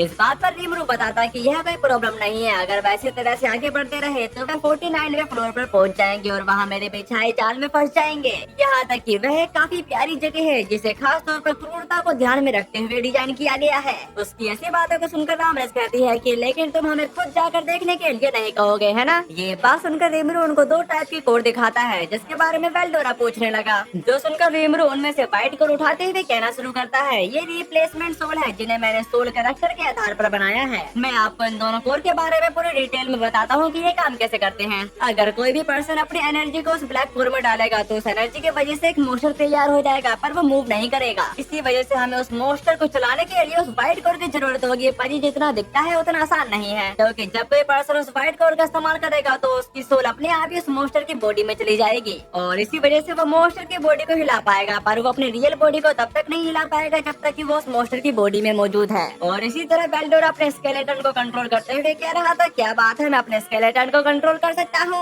जबकि रामरेस का कहना है, मुझे पता था कि तुम ये कर सकते हो रीमरू, और मैंने हमेशा से तुम्हें एडमायर किया है। उन सब की ऐसी बातों को सुनकर रीमरू बोला, तुम लोगों ने तो बड़ी जल्दी अपना रुख बदल लिया, क्योंकि वो अभी थोड़ी देर पहले इसके लिए तैयार नहीं थे। जबकि दूसरी तरफ वेल्डोरा खुराफाती आइडिया लगाते हुए कह रहा था, अब चलो चलते हैं, हम उन चैलेंजर देने वालों को नहीं बल्कि उन हमलावरों को खदेड़ देंगे। उसके ऐसा कहते यासिन का टोका डंजन की तरफ आ गया था जहाँ पर उन चैलेंजर ने उन चारों की पतलून गिली कर दी थी और वो लोग वहाँ से जाते हुए कह रहे थे, क्या ये लोग मोस्टर भी थे पर स्लाइम इनसे ज्यादा ताकतवर होगा। अपनी इतनी गंदी बेइज्जती सुनने के बाद रीमरू गुस्सा करते हुए कह रहा था कि मुझे यकीन नहीं हो रहा कि हम एक नौसिखिया टीम से हार गए, हमें ट्रेनिंग की जरूरत है। जैसे कि हमने पिछले एपिसोड में देखा था, मासायुकी की टीम ने 30वां फ्लोर क्लियर कर दिया था जिसकी वजह से उसको काफी फेम मिलता है। वहीं दूसरी तरफ हम एक और टीम को देखते हैं और इस टीम का नाम है टीम ग्रीन फ्यूरी, जिन्होंने अपनी खतरनाक स्ट्रेटेजी का इस्तेमाल करते हुए 30वां फ्लोर क्लियर कर दिया था। पर इसकी वजह से रीमरू परेशान नहीं बल्कि खुश होने लगा, क्योंकि इनसे उन्हें काफी फायदा होगा और बाकी नॉर्मल एडवेंचर को भी मोटिवेशन मिलेगी। फिर हम यहाँ पर देखते हैं जहाँ पर रीमरू डियाब्लो की इच्छा पूरी करने के लिए एक वेसल तैयार कर रहा था, लेकिन आधे रास्ते में उसको कहीं जाना पड़ा, क्योंकि उसको पता चल चुका था कि टीम ग्रीन फ्यूरी काफी तेजी से आगे बढ़ रही है और इस चीज का समाधान निकालने के लिए वो 60वें फ्लोर की तरफ चला जाता है, जहाँ पर उसने डंजन को काफी ज्यादा इवोल्व कर दिया, साथ ही व्हाइट नाइट को होली मैजिक भी सिखा दिया था। जिसके बाद हम देखते हैं कि मिलियन उन दोनों की ट्रेनिंग पूरी करने के बाद वापस आ चुकी है, पर वो उस पर काफी ज्यादा गुस्सा भी थी, क्योंकि उसके द्वारा दिए गए सारे के सारे ड्रैगन मारे जा चुके हैं। साथ ही साथ हमने एपिसोड के लास्ट में देखा था कि रीमरू 2 कोर का इस्तेमाल करते हुए अपने लिए मोस्टर बॉडी तैयार कर लेता है और वो चारों इस मोस्टर बॉडी का इस्तेमाल करते हुए एडवेंचरर्स को धोबी पछाड़ देने के लिए चले जाते हैं, पर वो एडवेंचरर्स ही उन पर भारी पड़ चुके हैं। अब आगे नेक्स्ट एपिसोड की शुरुआत किंगडम ऑफ सल्ट्रोजो का सीन दिखाते हुए होती है, जहाँ पर एक आउट उसी किंगडम की तरफ ही जा रहा था। यहाँ तक कि वो मारिया बेल के कमरे में घुसने के साथ अपनी जगह पर बैठ चुका, साथ ही साथ उसके पास एक मैसेज भी है और उस मैसेज को लेने के साथ मारिया बेल उसका शुक्रिया अदा करने के साथ बताना शुरू करती है, मैं मारिया बेल रोजो हूँ, मेरा जन्म सल्ट्रोजो की प्रिंसेस के रूप में हुआ था, वह छोटा सा नेशन जिसका वेस्टर्न नेशन पर कंट्रोल है। फिर वो उस कागज को जलाने के बाद कहने लगी, मैं लगभग 10 साल की और अब भी 10 साल की, साथ ही मेरा रिइंकार्नेशन हुआ था। अपनी पास्ट लाइफ में मैं एक अपर नोबल फैमिली की बेटी थी, टैलेंट, मेहनत, किस्मत सब कुछ मेरे साथ था और उससे पहले कि मुझे पता भी चल पाता कि मैं पर्दे के पीछे से पूरे यूरोप पर राज कर रही थी और इस बात की मैं एक लड़की थी। साथ ही साथ मेरी हैसियत पर कोई फर्क नहीं पड़ा, इसलिए ये सब इस बात पर डिपेंड करता है कि आप चीजों को किस तरह करते हैं। वैसे मैंने पैसे के बहाव को काबू करने के लिए हर मुमकिन तरीके आजमाए और यहाँ तक कि जंग को भी अपने खेल में बस एक मोहरी की तरह इस्तेमाल किया। यहाँ तक कि मैंने अपनी खुशहाली हर तरह की किस्मत और बदतमीजी पर खड़ी की और इस वर्ल्ड में खुशी खुशी रही और फिर अपनी जिंदगी के आखिर तक पहुँच गयी। जिसके बाद उसका रिइंकार्नेशन दूसरे वर्ल्ड में होता है, जहाँ पर एक बंदी उसकी माँ को बता रही थी, मैं रियोला हूँ और आज से मैं प्रिंसेस की नर्स के रूप में सेवा करूंगी। साथ ही साथ आपसे मिलकर मुझे काफी खुशी हुई। उसकी ऐसी बातों को सुनकर उसकी मम काफी ज्यादा खुश होने के साथ कहने लगी, तो चलो मारिया बेल को भी हेलो कह दो। ये बात सुनकर एरियोला उसकी तरफ जाते हुए कहना शुरू करती है, हेलो प्रिंसेस, मुझे आपसे मिलकर काफी ऑनर महसूस हो रहा है। जब वो ऐसा कह रही थी तभी मारिया बेल अपनी आंखों का इस्तेमाल करते हुए उसे अपने कंट्रोल में कर लेती है। साथ ही साथ उसका डैड बताते कि तो आगे बढ़ो और उसे यहाँ से ले जाओ, वैसे मारिया बेल का अच्छे से ख्याल रखना। जिस पर एरियोला बोली, हाँ मैं उसके लिए अपनी जान दे सकती हूँ। इसी के साथ यासिन का टोकर बाहर की तरफ आ गया था, जिसके बैकग्राउंड में हमें मारिया बेल की आवाज आने लगी। मैं ग्रेड की यूनिक स्किल के साथ पैदा हुई थी। ये सब कह लेने के बाद उसकी मॉम डैड उसको देखते हुए कहना शुरू करते हैं, देखो क्या वे प्यारी नहीं है। जिस पर उसके डैड बताते कि लेकिन वह कभी मुस्कुराती नहीं। अब ये सुनने के साथ उसकी मॉम का कहना है समय के साथ वह मुस्कुराने लगेगी, जिस पर उसके डैड भी एग्री थे। तभी मारिया बेल बैकग्राउंड में बताना शुरू करती है, जिस वर्ल्ड में मैंने रिइंकार्नेटेड लिया था वह उस वर्ल्ड से काफी अलग था जहाँ से मैं आई थी और वहाँ मैजिक और स्किल मौजूद थे। साथ ही साथ मेरे स्किल ग्रिड मुझे दूसरे लिविंग बीइंग के ग्रिड को कंट्रोल करने की पावर देती थी और मेरे टारगेट का ग्रेड जितना ज्यादा होगा उसे कंट्रोल करना उतना ही आसान हो जाता। मैं उन सब में सबसे पावरफुल के रूप में रिबॉर्न हुई थी। नेक्स्ट सीन में उसके डैड एक रूम को देखते हुए बता रहे थे, अरे वह तो लॉर्ड ग्रीनवे का कमरा है। वैसे हमारे लिए भी जो उनके डायरेक्ट डिसेंडेंट है उनसे मिलने की अपॉर्चुनिटी मिलना रेयर है। इस बात पर उसकी मॉम कह रही थी, क्या तुम उससे मिलने के लिए इतनी ज्यादा क्यूरियस हो? जिस पर मार्टिया बेल इवल की तरह हंस रही थी। उसको यूँ मुस्कुराता देखकर वो दोनों काफी ज्यादा खुश हो जाते हैं। फिर हम यहाँ पर देखते हैं जहाँ पर मारिया बेल घूमते हुए कह रही थी, रोजो फैमिली के एंसेस्टर ग्रांड विले रोजो एक मिलेनियम एगो, उन्होंने लोगों के प्रोटेक्ट हेतु आसपास के नेशन को एकजुट किया और एक फॉर्मर हीरो के रूप में वेस्टर्न काउंसिल को स्टैब्लिश कर उसको लीड किया। ये सब कह लेने के बाद वो उसका गेट खोलने ही वाली थी, पर उसके एकदम से हाथ कांपने लगे क्योंकि वो काफी ज्यादा नर्वस हो रही थी। लेकिन ग्राम विले को उसके वहाँ पर होने का एहसास हो चुका था, इसलिए वो उसको अंदर आने की परमिशन दे देते हैं। उनकी ऐसी बातों को सुनने के बाद मारिया बेल आखिर में उस गेट में एंटर करती है, जिसके एंटर करने के साथ ग्राम विले कहने लगे, तो तुम हो मारिया बेल? जिस पर एग्री करते हुए मारिया बेल का कहना है, ग्रैंडफादर आपसे मिलना मेरे लिए सम्मान की बात है। जबकि ग्रीन विले उससे सवाल करते हैं, तुमने मुझे कंट्रोल करने की कोशिश क्यों नहीं की? अब ये सुनने के साथ मारिया बेल सवाल करती है कि आपका कहने का क्या मतलब है? ये बात सुनकर ग्राम विले बताना शुरू करते हैं, नादानी का नाटक मत करो, तुम्हारे आसपास जितने भी लोग हैं वह पहले ही तुम्हारे मोहरे हैं। यहाँ तक कि तुम्हारे भाई बहन, तुम्हारी नर्स, तुम्हारे नौकर चाकर और तुम्हारे डैड, ये सब तुम्हारे एक इशारे पर हाजिर रहते हैं। उसकी ऐसी बातों को सुनकर मारिया बेल काफी ज्यादा घबरा चुकी थी, पर वो खुद को संभालते हुए कहने लगी, मैं दूसरों का ग्रेड देख सकती हूँ, साथ ही साथ मैं उन्हें साफ साफ देख सकती हूँ और उसे भड़का कर मैं उन्हें काबू कर सकती हूँ, पर तुम्हारी एम्बिशन किसी और से कहीं ज्यादा है। लेकिन मैंने फील किया कि तुम्हारे पास उसे कंट्रोल रखने की भी विल पावर है, इसलिए मैंने अपने स्पेल का इस्तेमाल नहीं किया। उसकी इस बात पर ग्राम विले बताता है कि तुम इतना सब कुछ देख सकती हो छोटी लड़की, यानी मारिया बेल, आखिर तुम हो कौन? उसकी ऐसी बातों को सुनकर मारिया बेल काफी ज्यादा सीरियस होने के साथ कहने लगी, मैं हूँ greed of the Maria Bell. उसके ऐसा कहते ही वहाँ का माहौल कुछ देर के लिए शांत हो चुका था, पर एकदम से ग्राम विले हंसने के साथ कहने लगे, दिलचस्प, तुम मेरे सामने इतनी ईमानदारी से अपनी बात रखती हो कि अब तुम मुझे काफी पसंद आने लगी हो। इसके कुछ दिनों बाद ग्राम विले मारिया बेल को इस दुनिया के बारे में पूरी की पूरी डिटेल देना शुरू कर देते हैं। तभी बैकग्राउंड में मारिया बेल की आवाज आने लगी, मैंने अपने ग्रैंडफादर का भरोसा पूरी तरह से जीत लिया, जिसकी वजह से उन्होंने मुझे वह सिखाया जो मुझे दुनिया के बारे में बिल्कुल भी नहीं पता था। और ये सिलसिला ऐसे ही कुछ दिनों तक चलता रहा। फिर हम बालकनी का सीन देखते हैं, जहाँ पर ग्राम विले मारिया बेल को उठाते हुए उसे बता रहे थे, मारिया बेल, अगर मुझे कुछ हो जाए तो मैं चाहता हूँ कि तुम मेरे एम्बिशन को आगे बढ़ाओ, और मेरी इच्छा है कि इस वर्ल्ड में शांति हो। इसी वजह से मेरे साथ आओ, हम मिलकर एक ऐसा वर्ल्ड बनाएंगे जहाँ रोजो फैमिली के रूल में सभी इंसान बराबर होंगे। इस बात पर एग्री करते हुए मारिया बेल कहने लगी, और मैं एक दिन इस पूरी दुनिया पर भी रूल करूंगी। इसी के साथ यहाँ सीन कट होकर एक डंजन की तरफ आ जाता है, जहाँ पर कुछ एडवेंचर सामने का नजारा देखने के बाद काफी ज्यादा हैरान होने के साथ कह रहे थे, लगता है सामने तो कुछ है। फिर हम सामने की तरफ देखते हैं, जहाँ पर वही तीनों खड़े थे, यहाँ तक कि रामरेस ने उन पर एकदम से अटैक कर दिया था। उसको इतनी तेजी से अपनी तरफ आता देखकर वो एडवेंचर्स काफी ज्यादा घबरा जाते हैं। वहीं दूसरी तरफ भाग रही रामरेस एकदम से फिसल कर वहीं पर गिर पड़ी। रामरेस की ऐसी हालत को देखने के बाद बेल्डोरा उस पर हंसने के साथ कहने लगा, मेरी फेडरल स्ट्राइक का स्वाद चखो। पर जब वो अटैक कर ही रहा था तभी उसकी सोर्ड के सामने एकदम से मिलिन आ जाती है, जिसकी वजह से उसके 2 टुकड़े हो चुके। पर वो एक सलाइम होने की वजह से खुद को रिकवर काफी जल्दी कर लेती है। साथ ही वो कहीं काफी दर्द हुआ, पर तुम मेरे रास्ते में क्यों आ रहे हो? उसके सवाल का जवाब देते हुए वेल्डोरा बताना शुरू करता है, क्या बात कर रही हो, तुम ही तो जो न जाने कहां से टपक पड़ी और मेरे रास्ते में आ गई। फिर हम नीचे की तरफ आते हैं, जहाँ पर रामरेस खुद को संभाल रही थी, लेकिन एकदम से उसका हाथ एक ट्रैप पर पड़ जाता है, जिसके बाद काफी सारी एरो सीधे उड़ते हुए उसके माथे में जा घुसी, जिसकी वजह से वेल्डोरा जोर जोर से चिल्ला रहा था। उसकी ऐसी हालत को देखने के बाद रिमरू पूछ रहा था, क्या तुम ठीक हो? और वहाँ के ऐसे नाटक को देखकर उन एडवेंचरर्स को समझ में नहीं आ रहा था कि आखिरकार यहाँ पर चल क्या रहा है।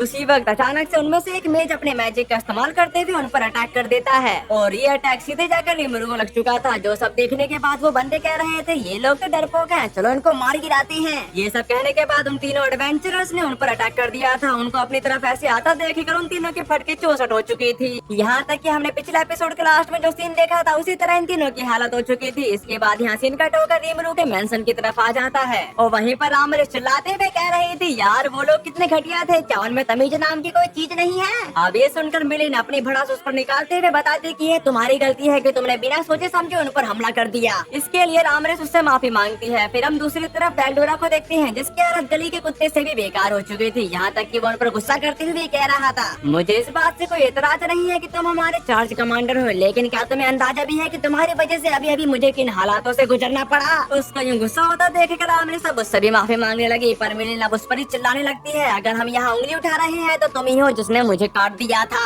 वहाँ के झगड़ों को देखने के बाद रिमरू का कहना है, हाँ लेकिन मुझे लगता है कि आंख मूंद कर आगे बढ़ना एक बुरा आइडिया है। रीमरू की ऐसी बातों को सुनकर बेल्डोरा और रामरेस एक साथ कहे, इस रफ्तार से तो हम ग्रीन फ्यूरी का मुकाबला कर ही नहीं पाएंगे, अब हम क्या करें रीमरू। उन दोनों की ऐसी बातों को सुनने के बाद रीमरू बताना शुरू करता है, खैर हमारे अवतार अभी भी काफी कम लेवल वाले मोस्टर है, इसलिए मुझे लगता है कि हम ये काम कर सकते हैं। फिर यहाँ से निकट होकर ब्लैक स्मिथ प्लेस की तरफ आ जाता है, जहाँ पर रीमरू आते के साथ कह रहा था, कुरोबे क्या तुम यहाँ पर हो। पर रीमरू को अपने सामने देखने के बाद वहाँ के सारे ब्लैक स्मिथ एकदम से उसके सामने खड़े होने के साथ उसको ग्रीट कर रहे थे। जो सुनकर रीमरू बताता है कि शुक्रिया करने के लिए तुम्हारा बहुत बहुत धन्यवाद, पर यहाँ पर पहले से भी ज्यादा लोग काम करने लगे हैं। फिर हम सामने की तरफ कुरोबे को देखते हैं जो अपने साथियों से कह रहा था, अगर तुम उनसे मिलकर खुश हो गए हो तो फटाफट से अपने काम पर लौट जाओ। अपने मास्टर की ऐसी बातों को सुनने के बाद वो सारे के सारे फटाफट से अपने काम पर लौट जाते हैं। फिर हम अगले सीन में देखते हैं जहाँ पर एक डुवॉर्फ रीमरू से कह रहा था, तो आज आप यहाँ पर क्या करने आए हैं, जिस पर रीमरू उसे कुछ दिखाते हुए बताना शुरू करता है, असल बात यह है कि हम थोड़ा और ज्यादा तैयार होना चाह रहे थे, जरा पहले इसे देखो। फिर वो उस ब्लैक कोर का इस्तेमाल करने के साथ वो चारों के चारों मोस्टर में बदल चुके थे, जिसको देखने के बाद कुरोबे कहा, ओए यो का चीज है, ये तो मैं पहली बार देख लिया, क्या तू जाने ये क्या है। जिस बात को समझते थे वो डुवॉर्फ बताना शुरू करता है, मैं समझ गया, तो आप मोस्टर के लिए एक गियर बनाना चाहते हैं, है ना। जिस बात पर एग्री करते हुए रीमरू कहता है कि और हम चाहते हैं कि आप लोग इसमें कामयाब हो जाओ। इस बात पर कुरोबे बताता है कि बिल्कुल हम आपके लिए सबसे बेहतरीन चीजें बनाएंगे जैसा आप चाहेंगे। और इस चीज को बनाने के लिए वो डुवॉर्फ काफी ज्यादा क्यूरियस था। फिर हम इसके कुछ घंटों बाद का सीन देखते हैं जहाँ पर रीमरू वापस से डंजन में आ चुका था,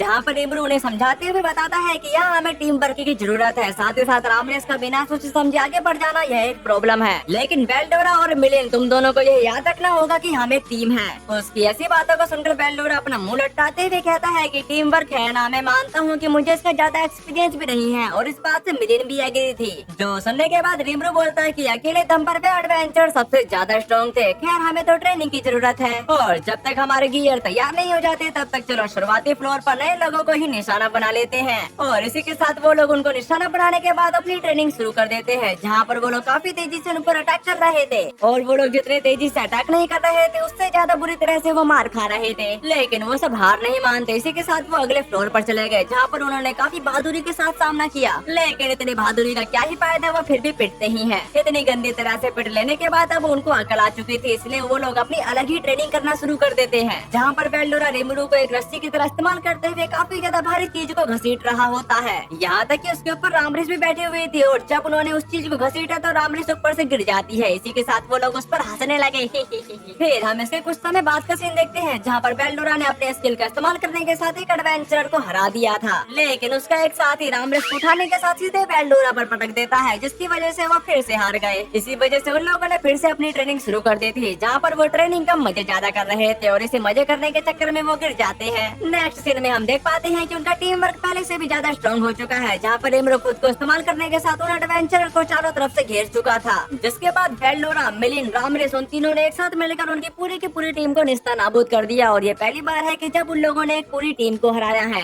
जिसकी वजह से अब उनको लगने लगा था कि हम पहले से काफी ज्यादा स्ट्रॉन्ग हो चुके हैं। इसी वजह से वो अब चले जाते हैं एक बॉस का सामना करने के लिए, जहाँ पर उन लोगों ने अपने टीम वर्क का इस्तेमाल करने के साथ उस पर एक साथ अटैक कर दिया था, जहाँ पर रीमरू अपने एनर्जी बॉल का इस्तेमाल करते हुए उस स्पाइडर मकड़ी पर अटैक कर देता है, जिसकी वजह से उसका कुछ देर के लिए ध्यान भटक चुका था, और इसी चीज का फायदा उठाते हुए रामरेस ने उस पर एक जोरदार अटैक चल दिया, जिसकी वजह से वो अपनी जान से हाथ धो बैठा। इतने पावरफुल मोस्टर को हराने के बाद रीमरू काफी ज्यादा खुश होने के साथ कह रहा था, अब हम इतने ज्यादा पावरफुल हो चुके हैं कि अब हम बॉस मोस्टर को भी हरा सकते हैं। नेक्स्ट सीन में वो तीनों फ्लैक्स मारते हुए कह रहे थे, इसमें तो बड़ा मजा आ रहा है, यहाँ तक कि मैं सचमुच एक जीनियस हूँ, और ऐसी कोई चीज नहीं है जिसे मैं काट ना सकूं। उन लोगों को इतना जोश में देख कर रीमरू उसमें और जोश डालते हुए कहता कि खैर तुम लोगों के लिए असली शो अभी बाकी है। फिर हम दूसरी तरफ न्यू माइल को देखते हैं, जहाँ पर वो अपने सामने इस अजीब से क्रिएचर को देखकर कह रहा था, क्या तुम ग्रेट रीमरू हो? पर मुझे लग नहीं रहा, वैसे क्या तुम सच में रीमरू हो? जिस पर एग्री करते हुए रीमरू बताना शुरू करता है, ओ मियोमाइल फोन, मुझे माफ करना कि मैं इस हाल में हूँ, वैसे क्या कोई बात है?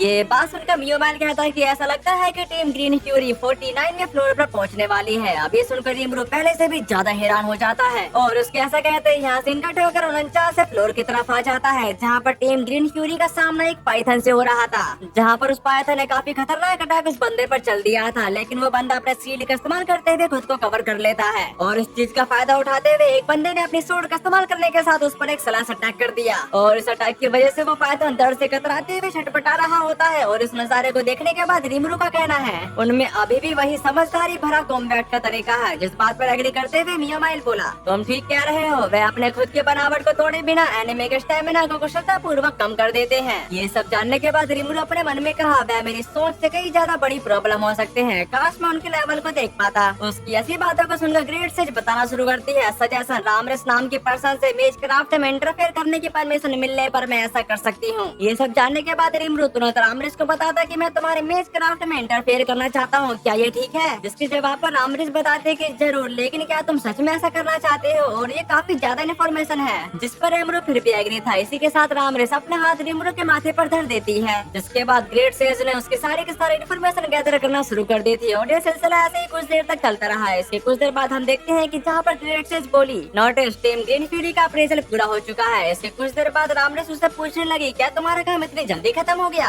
जो सुनकर वेल्डेरा हड़बड़ी में सवाल करता है कि क्या तुम्हें कुछ उनके बारे में पता चला, जिस पर एग्री करते हुए रिमरू का कहना है ये वाला जो उनकी लीडर है, साथ ही ए रैंक से ऊपर है और बाकी के भी कई ए रैंक के आसपास ही हैं। उसकी ऐसी बातों को सुनकर वहाँ के सारे एकदम से अमेज हो चुके थे, जबकि रिमरू अपनी बातों को कंटिन्यू करते हुए कहता है कि ईमानदारी से खेलने से काम नहीं चलेगा और 49वां फ्लोर पूरी तरह से ट्रैप से भरा हुआ है, हमें फाइनल बैटल के ग्राउंड में उनका इंतजार करना होगा। ये अफसोस की बात है कि हमारा गियर अभी तक तैयार नहीं हो पाया है और वहाँ का माहौल अभी निराशा से भरा ही हुआ था। तभी वहाँ पर वो दोनों शानदार एंट्री के साथ कहने लगे, तुम क्या बात कर रहे हो ग्रेट रिमरू? उनकी आवाजों को सुनकर रिमरू पीछे पलट कर देखता है, जिसको देखने के बाद उसको एक उम्मीद मिल चुकी थी, जबकि वो दोनों कह रहे थे अवतारों के लिए खास तौर पर बनाया गया गियर तैयार हो चुका है। इसके कुछ देर बाद हम रामरेस का आर्मर देख पाते हैं, जो एक हैवी लिविंग आर्मर है, साथ ही क्लास है ब्रजाकर। फिर यहाँ से मिलियन की तरफ आ जाता है, जो एक स्लाइम है और उसकी क्लास है असासिन। दूसरी तरफ हम बेल्डोरा को देखते हैं, जो एक स्केलेटन है, साथ ही उसकी क्लास है फाइटर। और आखिर में हमारे ग्रेट प्रोटैगनिस्ट रिमरू की बारी आ गई थी, जो एक साइड के साथ काफी ज्यादा कूल दिख रहा होता है और वो एक घोस्ट है, साथ ही उसकी क्लास है सोर्सरर। इसके बाद यहाँ से निकट होकर 49 फ्लोर की तरफ आ गया था, जहाँ पर टीम ग्रीन फ्यूरी आगे बढ़ रही थी।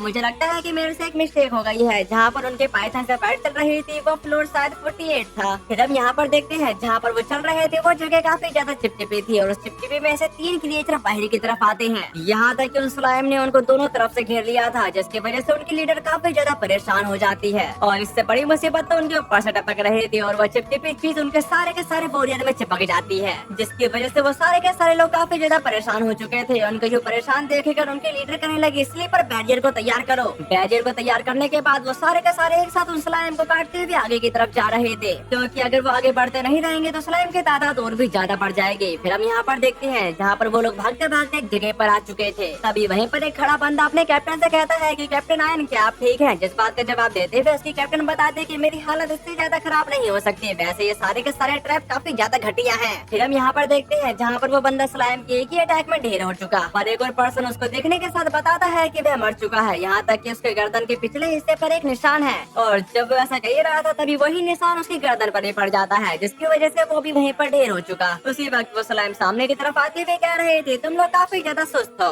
जबकि आयन इस फ्लोर को अच्छे से समझने के बाद कहने लगी, तो इस फ्लोर की थीम है स्लाइम। जब वो ऐसा बोली रही थी तभी अचानक से रामरेस आते के साथ अपने एक्स का इस्तेमाल करते हुए उन पर अटैक कर देती है, जिसकी वजह से वहाँ पर एक जोर का धमाका हो चुका था। पर इस धमाके की जिम्मेदार सिर्फ रामरेस से नहीं थी, बल्कि वेल्डोरा ने भी इसका पूरा साथ दिया था। वहीं पर खड़ी आयन काफी ज्यादा हैरान होने के साथ कह रही थी, ये क्या बकवास है, अगर थीम है स्लाइम तो हम पर स्लाइम से अटैक करो ना। उसकी इस बात पर एग्री करते हुए घोस्ट कहा, तो फिर मैं तुम्हारी इच्छा पूरी करूंगा। और हाँ, मैं एक भूत हूँ जो तुम सबको डराने के लिए नहीं बल्कि जान से मारने के लिए आया है। उसकी ऐसी बातों को सुनकर आयन का कहना है, मुझे नहीं पता कि तुम क्या बकवास कर रहे हो, लेकिन ऐसा कुछ भी कोई भूत नहीं कर सकता। साथ ही साथ वहाँ की जगह शेक होने के साथ जमीन के अंदर से स्लाइम लिक्विड बाहर की तरफ आने लगा, जिसको देखने के साथ घोस्ट बताता कि इसके लिए मुझे माफ कर देना, लेकिन यह एक स्लाइम पूल है और मैं इस मौके का फायदा उठाकर कुछ आजमाना चाहता हूँ। वैसे मैं सोच रहा था कि अगर मेरा भरोसा खुद पर हो तो क्या मैं होली मैजिक का इस्तेमाल कर पाऊंगा। जो सब कहने के बाद वो घोस्ट होली रे का इस्तेमाल करते हुए सबके सब पर एक साथ अटैक कर देता है और उस अटैक की चपेट में उसकी लीडर के साथ साथ बाकी सब भी आ चुके थे, यहाँ तक कि उनके सीने में एक बड़ा सा छेद हो गया था और इसी के साथ वो सारे के सारे अपनी जान से हाथ धो बैठे। पर रिमरू के ब्रेसलेट की वजह से वो लोग जहाँ से आए थे वहीं पर टेलीपोर्ट हो चुके थे। वैसे मेरे को इस ब्रेसलेट के बारे में बताने की जरूरत नहीं होगी, क्योंकि मुझे लगता है कि आपको उसके बारे में जरूर पता होगा। अगर कुछ बंदों को नहीं पता है तो मैं उसको क्लियर कर देता हूँ। जिस बंदे ने भी इस ब्रेसलेट को पहना होगा तो वो एक बार मरने पर फिर से दोबारा डंजन में आ सकता है। और हाँ, इसका आविष्कार सिर्फ रीमुरो नहीं किया था, यहाँ तक ये टेम्पेस्ट में काफी ज्यादा महंगे दाम पर मिलता है। यहाँ तक एक और बात क्लियर कर दूं कि ये ब्रेसलेट सिर्फ एक ही बार काम करता है। इसी के साथ यासीन कट होकर रीमुरो के मेंशन की तरफ आ गया था, जहाँ पर वो लोग जश्न मना रहे थे। वहीं दूसरी तरफ खड़ा रीमुरो कुछ सोचते हुए कहता है, अच्छा तो गोड्स की पावर को उधार लेने का यही मतलब है। साथ ही साथ यूजर्स को वो खास चीजें देने के बजाय जिनकी वे डिमांड करते हैं, और तो और गॉड खुद ही सारी कैलकुलेशन भी करते हैं। इतना ही नहीं बल्कि उन सभी होली मैजिक के ब्रेन का इस्तेमाल करके कोई गॉड अपनी कैलकुलेशन की रेंज को और भी ज्यादा बढ़ा सकता है। रीमुरो को इतनी सोच में डूबा देखकर बेल्डोरा सामने की तरफ आते हुए बोला, अरे रीमुरो अपने ख्यालों में मत खो जाओ, तुम्हें पता है ना हम जीत गए हैं, इसलिए मजे करो। जिस पर एग्री करते हुए रीमुरो ऐसा ही करता है। साथ ही वो अपने मन में कहने लगा, सच तो ये है कि मैं बस उस डंजन का मजा लेना चाहता था जिसे हम सबने मिलकर बनाया था, लेकिन ये बात मैं अपने तक ही रखूंगा। और टीम ग्रीन फ्यूरी उसको आखिरकार कौन सा नोबल पैसे दे रहा है। इसी के साथ यहाँ सीन कट होकर टीम ग्रीन फ्यूरी की तरफ आ गया था, जहाँ पर आया निराश होते हुए कह रही थी, धिक्कार है, हम इतने दूर आने के बाद भी हार गए। और जब वो ऐसा कह रही थी तभी वहाँ पर एक बंदा आते के साथ उसे समझाता है कि हमारे पास टाइम खत्म हो गया है और यहाँ पर रुकने के लिए यह एक अच्छा मौका था। जो सुनने के बाद उनके लीडर कहने लगे, खैर हमें वापस बुला लिया गया है जिसकी वजह से हमें वापस जाना पड़ेगा। ये सब बताने के बाद वो सारे के सारे वापस जाने लगे। फिर हम सामने की तरफ देखते हैं जहाँ पर मियो माइल उन पर नजर रख रहा था। इसी के साथ यहाँ सीन कट होकर एक अलग किंगडम की तरफ आ गया था, जहाँ पर एक बंदा कह रहा होता है, डेमन लॉर्ड रीमुरो को हमारे प्लान के बारे में पता चल गया है। जिस बात पर एग्री करते हुए वो दूसरा बंदा बताता कि गिल्ड में इन्वेस्ट करने वाले के तौर पर मुझे बेहतर खराब की उम्मीद थी। गिल्ड मास्टर यूकी काजुराजाका उसके लिए यूकी उससे माफी मांगने के साथ कहता कि मैं इसके लिए माफी चाहता हूँ, हालांकि मैंने कोई भी सबूत नहीं छोड़ा। उसकी इस बात पर वो बंदा बताता कि तो फिर ऐसे में तुम अपने एलोक्वेंस का इस्तेमाल करके इस मुसीबत से बाहर क्यों नहीं निकल आते। वैसे भी लॉर्ड ग्रामबिले ने कहा है कि डीमन लॉर्ड रीमुरो उनके रास्ते में आ रहा है, क्या तुमको लगता है कि तुम उन्हें हरा सकते हो। जिस बात का जवाब देते हुए यूकी बताता है कि खैर उसके साइड में खुद स्टॉर्म ड्रैगन है, कोई भी नॉर्मल इंसान उसके सामने टिक नहीं सकता।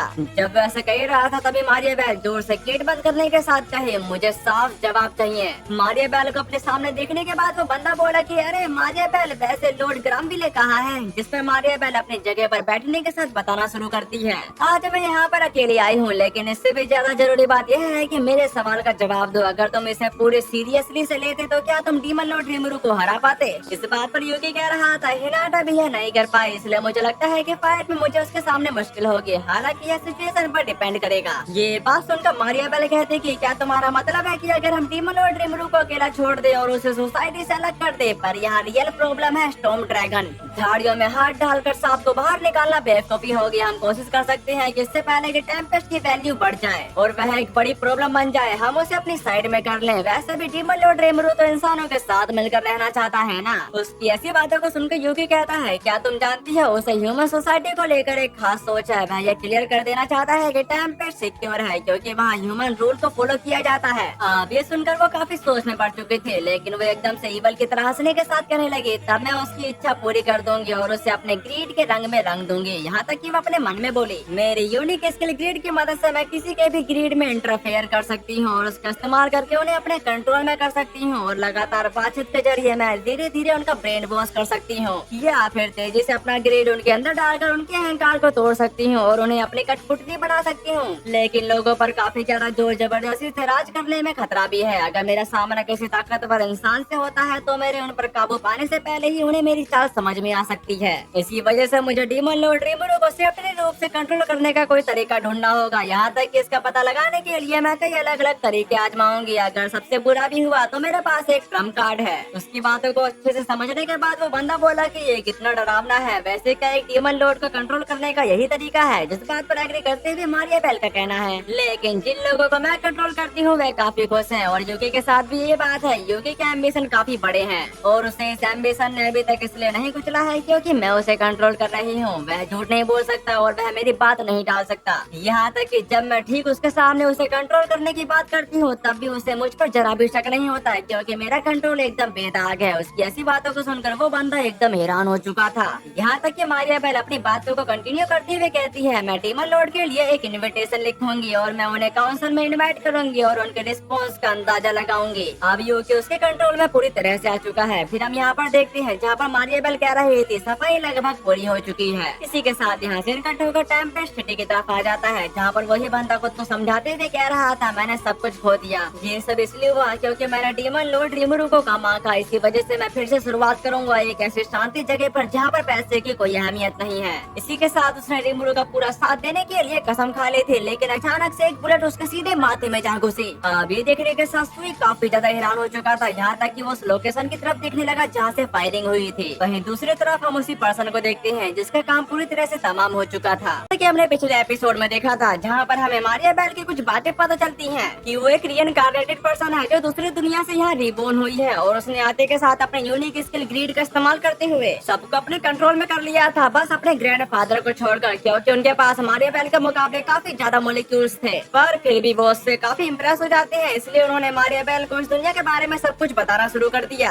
और वो उसे अपने आगे के प्लान के बारे में भी बताते हैं। वहीं दूसरी तरफ रिमुरु ने अपने मॉन्स्टर को काफी ज्यादा इवॉल्व कर दिया था। इसी के साथ वो कुछ देर ट्रेनिंग के बाद टीम ग्रीन फ्यूरी को हरा ही देता है, जिसकी वजह से वो सारे के सारे जश्न मनाने लगे। वहीं पे खड़ा रिमुरु काफी ज्यादा परेशान था, क्योंकि उसको पूरा यकीन हो चुका था कि जो भी यहाँ पर परेशानी आ रही है वो सब यूकी की वजह से है। साथ ही साथ हमने एपिसोड के लास्ट में देखा था कि मारिया बेल ने यूकी को अपने कंट्रोल में कर लिया और यहीं से उसकी चालबाजी शुरू होती है। अगले सीन में उस बंदे ने रिमुरु का साथ निभाने का डिसीजन लिया ही था, पर उससे पहले ही कोई उसे गोली मार चुका। अब आगे नेक्स्ट एपिसोड की शुरुआत 35वें फ्लोर का सीन दिखाते हुए होती है, जहाँ पर एक टीम काफी ज्यादा चौकन्ना होकर आगे बढ़ रही थी। उसी वक्त मिली माते के साथ उनमें से एक मेंबर को जान से मार देती है, जो सब देखने के साथ उसके वाक़े के साथ ही काफी ज्यादा हैरान हो चुके थे। जबकि दूसरी तरफ मेरी रिफ्लेक्स मारते हुए कह रही थी कि जो मैंने ट्रेनिंग की है वो अब रंग ला रही है। इसकी वजह से वो बंदा काफी ज्यादा गुस्से में आ चुका था और वो इसी गुस्से के साथ कहता है, ये तो वही रफ्तार है, क्या वह स्कारलेट रेड मेटियोर है? जो सब कहने के बाद वो उसका सामना करने के लिए आगे बढ़ी रहे थे, तभी एकदम से उनको पीछे से रिमुरु की आवाज आती है, जो कि एक स्पेल कास्ट करते हुए कह रहा था, हे बहती हवा बवंडर बन जा और मेरे दुश्मन को फाड़ दे। इस पे वो दोनों बंदे घबराते हुए कहने लगे थे, वह स्पेल कहते हैं कि जो कोई भी उन लपटों को देख लेता है वह जिंदा वापस नहीं लौटता, और ये है ब्लू रीपर था, ब्लू डेथ है। दूसरी तरफ blue death red wing tornado blade का इस्तेमाल करते हुए उन दोनों पर एक साथ अटैक कर देता है, और उसके एक ही अटैक की वजह से वो दोनों एलिमिनेट हो जाते हैं, जिसकी वजह से वो तीनों के तीनों घबरा चुके थे। साथ ही वो कहने लगे थे, लालच है, वह शुरू से ही हमारी पिछली टुकड़ी के पीछे पड़े थे, लेकिन तुम्हें इसकी कीमत चुकानी पड़ेगी। और जब वो ऐसा कह रहे थे तभी डम्बलडोर रामलिस आते के साथ उनमें से एक बंदे को निपटा ही देती है। यहाँ तक कि वेल्डोर एक शानदार एंट्री करने के साथ उस दूसरे बंदे को जान से ही मार दिया था। और रामलिस का टाइटल है heavy armour of purple smoke. वहीं दूसरी तरफ खड़ा वेल्डोरा जिसका टाइटल है द लाफिंग गोल्डन स्कल। फिर हम यहाँ पर देखते हैं जहाँ पर उस पार्टी का लीडर ही बचा हुआ था, यहाँ तक कि वो अपने सीक्रेट वेपन का इस्तेमाल करने ही वाला था, पर उससे पहले ही ब्लू रीपर अपना शायद उसकी गर्दन पर तानते हुए कहा, क्या तुमको लगता है कि तुम हमसे बच सकते हो? जो कहने के बाद उसने उस पर एक कट लगा दिया था, जिसकी वजह से वो मरते हुए कहने लगा, इन रेयर आइटम जिन्हें इकट्ठा करने में हमने काफी मेहनत की, पर तुमने इसका इस्तेमाल करने का मौका ही नहीं दिया। और हाँ, पिछले एपिसोड में मैंने काफी ज्यादा मिस्टेक की है, क्योंकि मैं रिमुरु के सिस्टम को बार बार ग्रेट सेज कह रहा था। अगर आप लोगों को याद होगा, जब रिमुरु डीमन लॉर्ड बन गया था तो उसी वक्त ग्रेट सेज भी इवॉल्व होकर राफाएल में बदल चुकी थी। इसी के साथ गोल्डन स्कल कह रहा होता है, ये सब छोटी मोटी चीजें मेरा पेट भरने के लिए काफी नहीं है। जिस पर एग्री करते हुए पर्पल स्मोक का कहना है, बिल्कुल सही कहा तुमने, हम इनविंसिबल है और सबसे ज्यादा ताकतवर। यहाँ तक कि रेड मेटियोर भी उसका साथ देते हुए कह रही होती है, डरपोक लोग हमारे सामने कुछ भी नहीं थे। उन तीनों की इतनी बड़ी बड़ी बातों को सुनने के बाद रिमुरु उन्हें समझाता है कि अरे जरा संभाल कर इतना एहतराम मत, क्योंकि ये हमारा काम है, याद है ना? उसकी ऐसी बातों को सुनकर वेल्डोरा बोला कि हाँ, जो तुमने कहा था मुझे याद है, अच्छे से याद है, और तुमने क्या कहा था वो भी याद है, जो भी तुमने कहा था मुझे सब याद है। अब ये सुनकर ब्लू रीपर का कहना है, जैसा कि कहा गया है कि तुमको कुछ भी याद नहीं है, वैसे एक और शिकार कैसा रहेगा? फिर हम यहाँ पर देखते हैं जहाँ पर पर्पल स्मोक एकदम चोर में खड़ी थी, वहीं दूसरी तरफ मुस्टंडा उस पर घूसे पे घूसे मारे जा रहा था, लेकिन उस पर जरा सा भी फर्क नहीं पड़ा। पर हाँ, उसका हाथ जरूर लाल हो जाता है, जिसके बाद पर्पल स्मोक अपने दोनों हाथों का इस्तेमाल करते हुए उसका टटोला फोड़ देती है। और यहाँ पर इसी तरह से फाइट चली रही थी, तभी बैकग्राउंड में रिमुरु बताना शुरू करता है, जब से टीम ग्रीन फ्यूरी के साथ ये सारा मामला हुआ है, तब से हम अपना सारा समय चैलेंजर्स को ढूंढने में बिता रहे हैं। मेरा मतलब है कड़ी ट्रेनिंग में। आखिर ग्रीन फ्यूरी कभी भी बदला लेने के लिए वापस आ सकती है, और डंजन के बेहतरीन मैनेजमेंट की वजह से अब यह सिटी पूरी तरह से इंटरनल हो उठी है। यहाँ तक कि मासायुकी हमारे लिए डंजन का प्रचार करने का जबरदस्त काम कर रहा है, और उससे असल जिंदगी की किस्मत के कोर्स का आशीर्वाद मिला होगा, क्योंकि उसे बहुत ही कम समय में रेयर गियर का पूरा सेट मिल गया। साथ ही साथ उसकी टीम अब इसी जोश के साथ 50वें फ्लोर का सामना करने के लिए आगे बढ़ रही है, और उसके साथ कई लोगों के एडिट ब्रॉडकास्ट का परिणाम स्वरूप डंजन में चुनौती देने वाले लोग अब काफी ज्यादा क्यूरियस हैं। साथ ही साथ कुछ लोग पावर की तलाश में और कुछ लोग फेम की तलाश में, और पहले की तुलना में अब काफी ज्यादा जीनियस मौजूद हैं, और जो लोग उनके रास्ते में रुकावट बनते हैं वह हम ही हैं। फिर हम यहाँ पर देखते हैं जहाँ पे एक रेस्टोरेंट में रिमुरु की टीम को दिखाया जा रहा था। साथ ही साथ वहाँ के सारे एडवेंचर और उनकी तारीफें करते हुए कह रहे थे, जरा ये देखो भाई, ये रहे डंजन डोमिनेटर। इसी के साथ हम डंजन डोमिनेटर्स की तरफ आते हैं, जहाँ पर रिमरू ने उन बंदों को निपटा दिया था। साथ ही वो कहता है, गेम बस उतना ही मुश्किल होना चाहिए जितना मैं चाहता हूँ, और सच में मैं सिर्फ मजाक नहीं कर रहा। इसी के साथ यहाँ सीन कट होकर रिमरू के मेंशन की तरफ आ गया था, जहाँ पर वो सारे के सारे काफी ज्यादा खुश दिखाई दे रहे थे। तभी रामरेश निराश होते हुए कहती है, ये इतनी जल्दी कैसे खत्म हो गया। जिस बात का जवाब देते हुए वेल्डोरा बताता कि और वैसे भी मुझे लगता है कि हमारे अपोनेंट्स काफी ज्यादा कमजोर हो चुके हैं, इसी वजह से मुझे ताकतवर अपोनेंट चाहिए। उसके इस सवाल का जवाब देते हुए रिमरू कहता है कि चलो जल्दबाजी मत करो, जब एक बार डंजन की रेपुटेशन काफी ज्यादा बढ़ जाएगी तो उससे भी ज्यादा मुश्किल एडवेंचर सामने आने लगेंगे।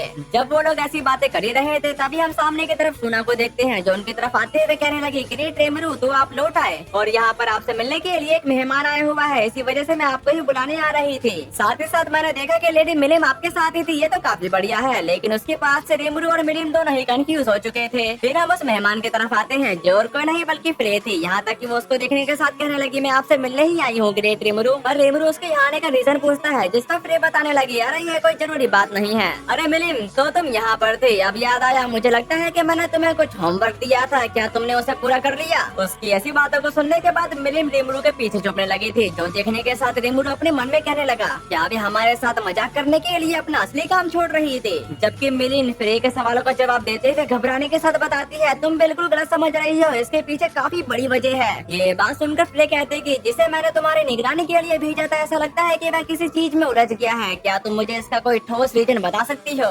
वे सुनकर वो लोग काफी ज्यादा हैरान हो जाते हैं, जबकि मिलिन घबराते हुए कह रही थी, खैर मैं तो रिमरू और दूसरों के साथ, और वो इससे आगे कुछ भी कह पाती उससे पहले ही रिमरू साइड में हटते हुए कहा, अरे चलो अभी तुम्हें हमें बताना चाहिए था कि तुम्हें काम करना है। यहाँ तक कि वेल्डोरा भी उसका साथ छोड़ते हुए कहने लगा, मुझे माफ करना, हमने बिना सोचे समझे तुमको डंजन की तरफ घसीट लिया। साथ ही साथ बच गई थी रामरेश, और वो भी उससे दूर होते हुए कही, काश तुमने हमें यह बता दिया होता। अब इन गद्दारों की ऐसी बातों को सुनने के बाद मिलिन उन पर गुस्सा करते हुए कह रही थी, मुझे विश्वास नहीं हो रहा कि तुमने मेरा साथ छोड़ दिया। वहीं दूसरी तरफ रे अपने कदमों को धीरे धीरे बढ़ाते हुए उसी की तरफ आने लगी थी, जो देखकर मिलिन घबराते हुए कहती है कि फ्रे ऐसी बात नहीं है, और प्लीज बस मेरी बात सुन लो। उसकी ऐसी बातों को सुनकर फ्रे अपने ईगर क्लो को तैयार करते हुए कहती है कि अरे बिल्कुल मैं जरूर करूंगी, उससे पहले तुम घर जाकर आराम से मुझे समझा सकती हो। इसी के साथ वो उसको घसीटते हुए वहाँ से ले जाने लगी, और इस नजारे को देखते हुए रिमरू राहत की सांस लेते हुए कहता है, हम मुसीबत से दूर रहने में कामयाब रहे। फिर हम यहाँ पर देखते हैं, जहाँ पर सुना रिमरू से सवाल कर रही थी, वैसे ग्रेट रिमरू तुम इतने समय से कहाँ थी और कहाँ पर थे।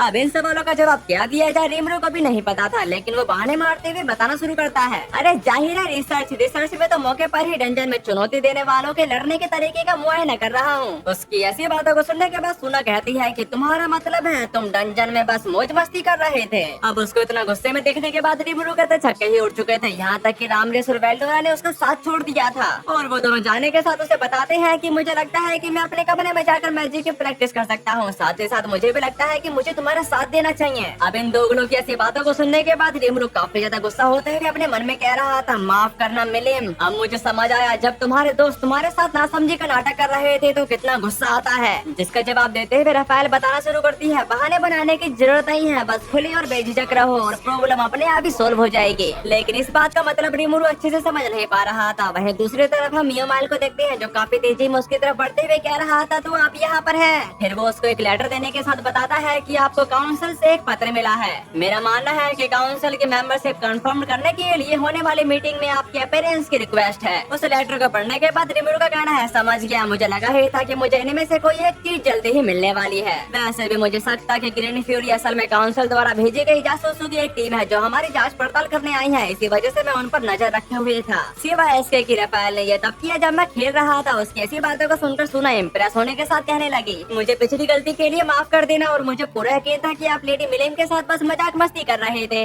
अपने आप का बेगुनाह साबित हो जाने के बाद रिमरू राहत की सांस लेते हुए कहता है कि अब सब ठीक है, मैं आपको ऐसा सोचने के लिए दोषी भी नहीं ठहरा सकता। जिसके बाद वो अपनी सामने वाली खिड़की खोलने के साथ ताजे ताजे हवा लेते हुए अपने मन में कह रहा था, सही समय पर यहाँ पर होने की वजह से मैं उस मुश्किल से बाहर निकल पाया। फिर भी भले ही मेरे साथ राफेल थी, यहाँ तक कि ये सच है कि मैं मजे में इतना खो गया कि दूसरे कामों पर ध्यान ही नहीं दिया। इसी वजह से मुझे सच में हर काम एक हद में ही करना चाहिए। जब वो ऐसा सोच रहा था तभी सुना को एक चीज याद आ जाती है। फिर वो उससे कहने लगी, जरा रुकिए, क्या आप अभी तक अपनी इन्वेस्टिगेशन नहीं कर रहे थे? तो फिर ग्रीन फ्यूरी के जाने के बाद आप किस चीज की इन्वेस्टिगेशन कर रहे थे? उसकी ऐसी बातों को सुनकर रिमरू के तोते ही उड़ चुके थे। यहाँ तक कि वो राफेल से कहने लगा, अरे राफेल, समस्या तो अपने आप सोल्व नहीं हुई, नहीं। जिस सवालों का जवाब देते हुए रफाल बताती है कि अगर आप डांट खाने के बाद अपने कामों पर सोचते हैं तो यह प्रॉब्लम सॉल्व हो सकती है। दूसरी तरफ सूना उसे गुस्से की निगाहों से घूर घूर कर देखने लगी थी। जो सब देखने के बाद रीमरू परेशान होते थे, अपने मन में कहने लगा क्या तुम मजाक कर रही हो। जिसके बाद हमें बैकग्राउंड में मारियाबेल बताना शुरू करती है किसी भी सिविलाइजेशन के डेवलप के लिए पैसा होना जरूरी है, और ये बात तब सच थी जब अनाज को ही पैसे के रूप में इस्तेमाल किया जाता था। पर समय के साथ साथ गोल्ड और सिल्वर जैसी चीजों ने इनकी जगह ले ली और इकोनॉमिक पर तथा डील के एक्सचेंज का डोमिनेंस स्टैब्लिश हो गया। साथ ही साथ काउंसिल के माध्यम से वेस्टर्न नेशन को भी ऑल कंट्रीज के पैसा इस्तेमाल करते हुए एक बैंक नोट इकोनॉमी की ओर अग्रसर हुए। और इस बदलाव का सबसे अहम पहलू यह है कि एक्सचेंज रेट को इस तरह निर्धारित किया जाए कि वह हर एक नेशन की पावर के अनुसार घटती बढ़ती रहे, और इस रूल को बनाने वाले हम ही रहे, वरना हम अपनी विक्ट्री को इंश्योर नहीं कर सकते। जो सब बताने के बाद वो अपने सामने पड़े उस मैप की तरफ बढ़ते हुए बताना शुरू करती है हर नेशन की पावर का असेसमेंट काउंसिल और 5 सीनियर सिटीजन ही करते हैं, और जो इन पर कंट्रोल रखती है वो मैं हूँ, जिसकी वजह से हर समय कंट्रोल मेरे हाथों में ही रहता है। और इसके आगे की बात हमें रीमरू से पता चलती है council of the west nation का एक यूनियन है जो ग्रेट फॉरेस्ट ऑफ जूरा के चारों ओर बसे हुए हैं। इस काउंसिल का टारगेट पूरी मानवता की प्रोस्पेरिटी से है, चाहे कोई नेशन बड़ा हो या छोटा। उनके एजेंडा में सबसे ऊपर मॉन्स्टर से निपटने के उपाय हैं। इसके बाद सूखा और महामारियों जैसी आपदाओं से बचाव के उपाय आते हैं, और भी कई अन्य टॉपिक शामिल हैं। और उनके एजेंडा का मौजूदा टॉपिक यह है कि क्या टेम्पेस्ट को अपने यूनियन में शामिल होने की परमिशन दी जाए, और ऐसा करने के क्या फायदे और नुकसान हो सकते हैं। जिसके बाद वहाँ के लोग उनसे कह रहे थे मुझे लगता है कि टेम्पेस्ट पर भरोसा किया जा सकता है, लेकिन अगर हमने उनके डीमन लॉर्ड को नाराज कर दिया तो क्या वह हम पर स्टॉर्म ड्रैगन को नहीं छोड़ देगा। जिन सवालों का जवाब देते हुए वो बंदा बताना शुरू करता है चिंता करने की कोई जरूरत नहीं है,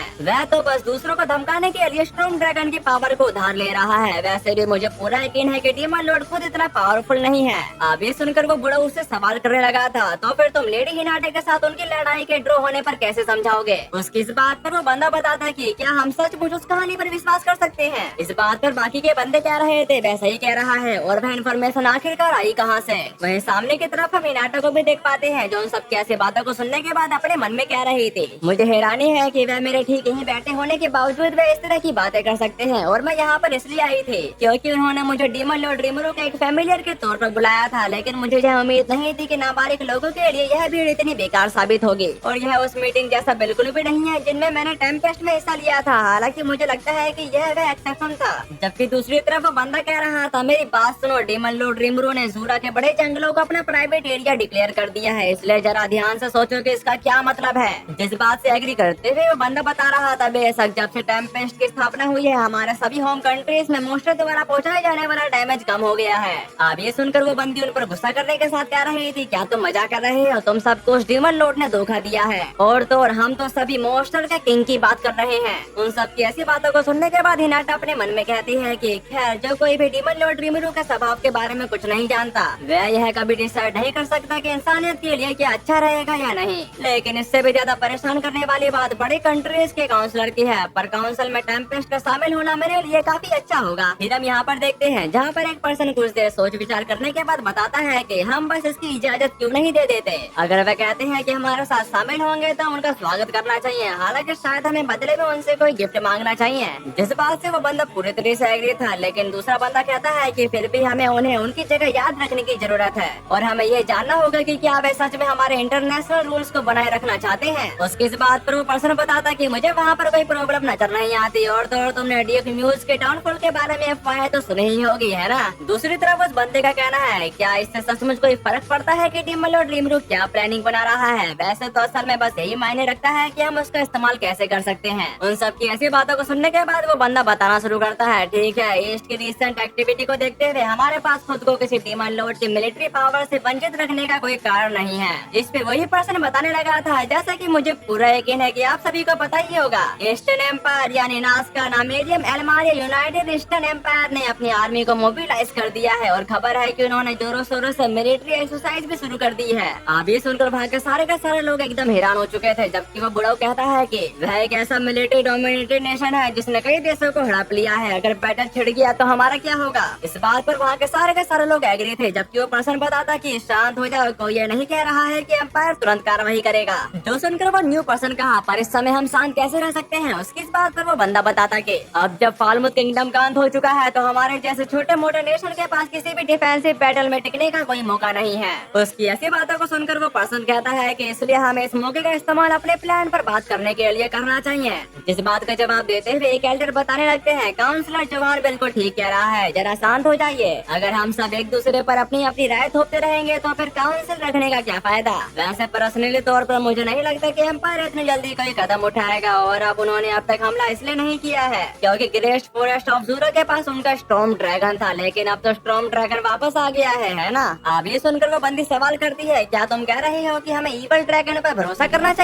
उसके इन सवालों का जवाब देते हुए गवान बताना शुरू करते हैं, क्या तुम ये भूल गई हो कि स्टॉर्म ड्रैगन अब डीमन लॉर्ड रेमरू का वफादार है, और अब यही हाईली रेपुटेटेड हस्ती हमारे काउंसिल में शामिल होना चाहता है। जिस पर एग्री करते हुए जवान कहता है कि काउंसिलर गवान एकदम सही कह रहे हैं, जब हम पर किंगडम का खतरा मंडरा रहा हो तब हमें आपस में नहीं लड़ना चाहिए। अगर डीमन लॉर्ड रेमरू काउंसिल में शामिल हो जाते हैं तो उनकी आर्मी हमें बचा लेगी। इस पे वो बड़ो बताने लगा था, हमारी पहली प्रायोरिटी सभी वेस्टर्न नेशन को एक साथ लाना होने चाहिए। अब ये सुनकर वहाँ के सारे लोग एग्री थे, यहाँ तक कि उस बंदी का भी कहना है, बिल्कुल मैं टाइम पेस्ट में शामिल होने की परमिशन देने की साइड में हूँ। उन सब की ऐसी बातों को सुनने के बाद जज बताने लगे, साइलेंस। अब हम इस बात पर बात करेंगे कि टाइम पेस्ट को काउंसिल में शामिल किया जाए या नहीं। जो लोग इसके साइड में हैं प्लीज खड़े हो जाओ। इसी के साथ वहाँ पर आधे से ज्यादा बंदे खड़े हो चुके, जिनको देखने के बाद जज कहे मेजोरिटी इसके फेवर में है और जूरा टाइम पेस्ट फेडरेशन को अब हमारा लॉयल एसोसिएट माना जाएगा, जिसकी वजह से जूरा टाइम पेस्ट फेडरेशन को एक फॉर्मल इन्विटेशन भेजा जाएगा, और एक बार जब डीमन लॉर्ड रेमरू के इरादे क्लियर हो जाएंगे तब हमारी अगली बैठक आयोजित की जाएगी। इसी के साथ यहाँ सीन कट होकर हिनाटा की तरफ आ गया था, जो कहीं जाते थे अपने मन में कह रहे थे, आखिरकार उन्होंने मुझे सिर्फ यह जानने के लिए ही बुलाया था कि क्या उन्हें रेमरू से डरना चाहिए, और वह बस मुझसे यह पक्का करने के लिए कह सकते थे कि क्या वह कोई हंगामा या तोड़फोड़ ना करे। लेकिन किंगडम का बहाना बनाना यह तो एक मजाक ही था। उम्मीद है कि मुझे फिर कभी नोबल से पाला ना पड़े। और जब वो ऐसा कह रही थी तभी उसको पीछे से किसी की आवाज आती है, जिसको देखने के बाद हिनाटा अपने मन में कहने लगी, अरे ये तो एंग्रासिया के फर्स्ट प्रिंसेस है, और आखिरकार ये ऐसी नोबल है जिसे मैं कभी निपटाना चाहती थी।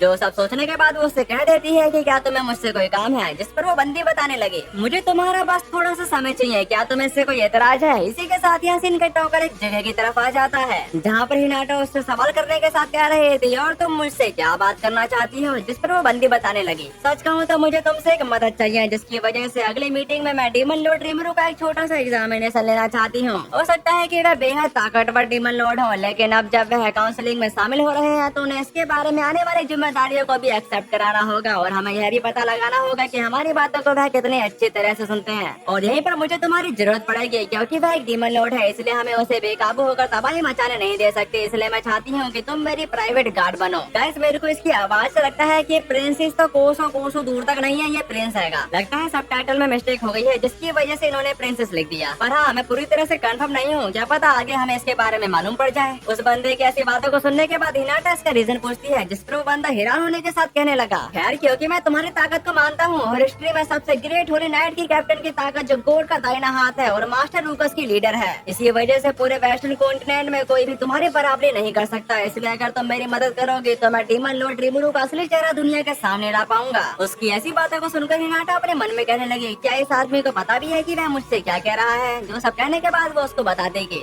मैं ऐसा ना करने की सलाह दूंगी, क्योंकि वह सच में काफी ज्यादा ताकतवर है, और इस बात की कोई गारंटी नहीं है कि अगर मैं उससे दोबारा लड़ूं तो मैं जीत भी पाऊंगी। जो सब कह लेने के बाद वो फिर से अपने मन में कहने लगी, ये बात तो छोड़ ही दीजिए कि हमने तय किया, और ये अफवाहें हैं जिनको रेमरू द्वारा जानबूझकर फैलाया गया था। उसकी ऐसी बातों को सुनकर वो बंदा बताना शुरू करता है, लेडी हिनाटा, हालांकि आप प्रिंस एलरिक के सामने बैठी हैं, लेकिन इतना शर्मिला होने की जरूरत नहीं है। अगर आप उनके प्यारे मार्क्स पर फिदा हो गई हैं तो भी मैं समझूंगा। उसकी बातों के बीच में हिनाटा बोल पड़ी, मैं रिस्पेक्टफुली मना करती हूँ। वैसे भी वेस्टर्न होली चर्च और होली एम्पायर ऑफ लुबर्नियस दोनों ही टेम्पेस्ट के साथ आपसी नॉन एग्रेशन पैक्ट हैं। साथ ही इसे चेतावनी समझो, मैं आपको सलाह देती हूँ कि आप डीमन लॉर्ड रेमरू को नाराज ना करें। अब ये सुनकर वो बंदा उस पर गुस्सा करने लगा था, लेकिन हिनाटा के एक नजर से ही उन दोनों की फटके 64 हो चुकी थी। जबकि हिनाटा बताते कि और अगर आप कोई फॉर्मल रिक्वेस्ट करना चाहती हो तो क्या कोई प्रोसेस फॉलो नहीं करना होगा। ये सब बताने के बाद वो वहाँ से चली जाती है। उसको ज्यादा देखकर प्रिंस एलरिक कहने लगा, तुमको इसका पछतावा होगा लेडी हिनाटा। उसकी ऐसी बातों को सुनकर हिनाटा उसको जवाब देती है, तुम चाहो या ना चाहो पर मैं डीमन लॉर्ड पर पूरा भरोसा करती हूँ। फिर हम यहाँ पर देखते हैं जहाँ पर हिनाटा जाते हैं, वे अपने मन में कह रही थी, एक ऐसा बेढंगा प्लान जो महज इत्तेफाक से बनी परिस्थितियों का फायदा उठाने के लिए बनाया गया हो,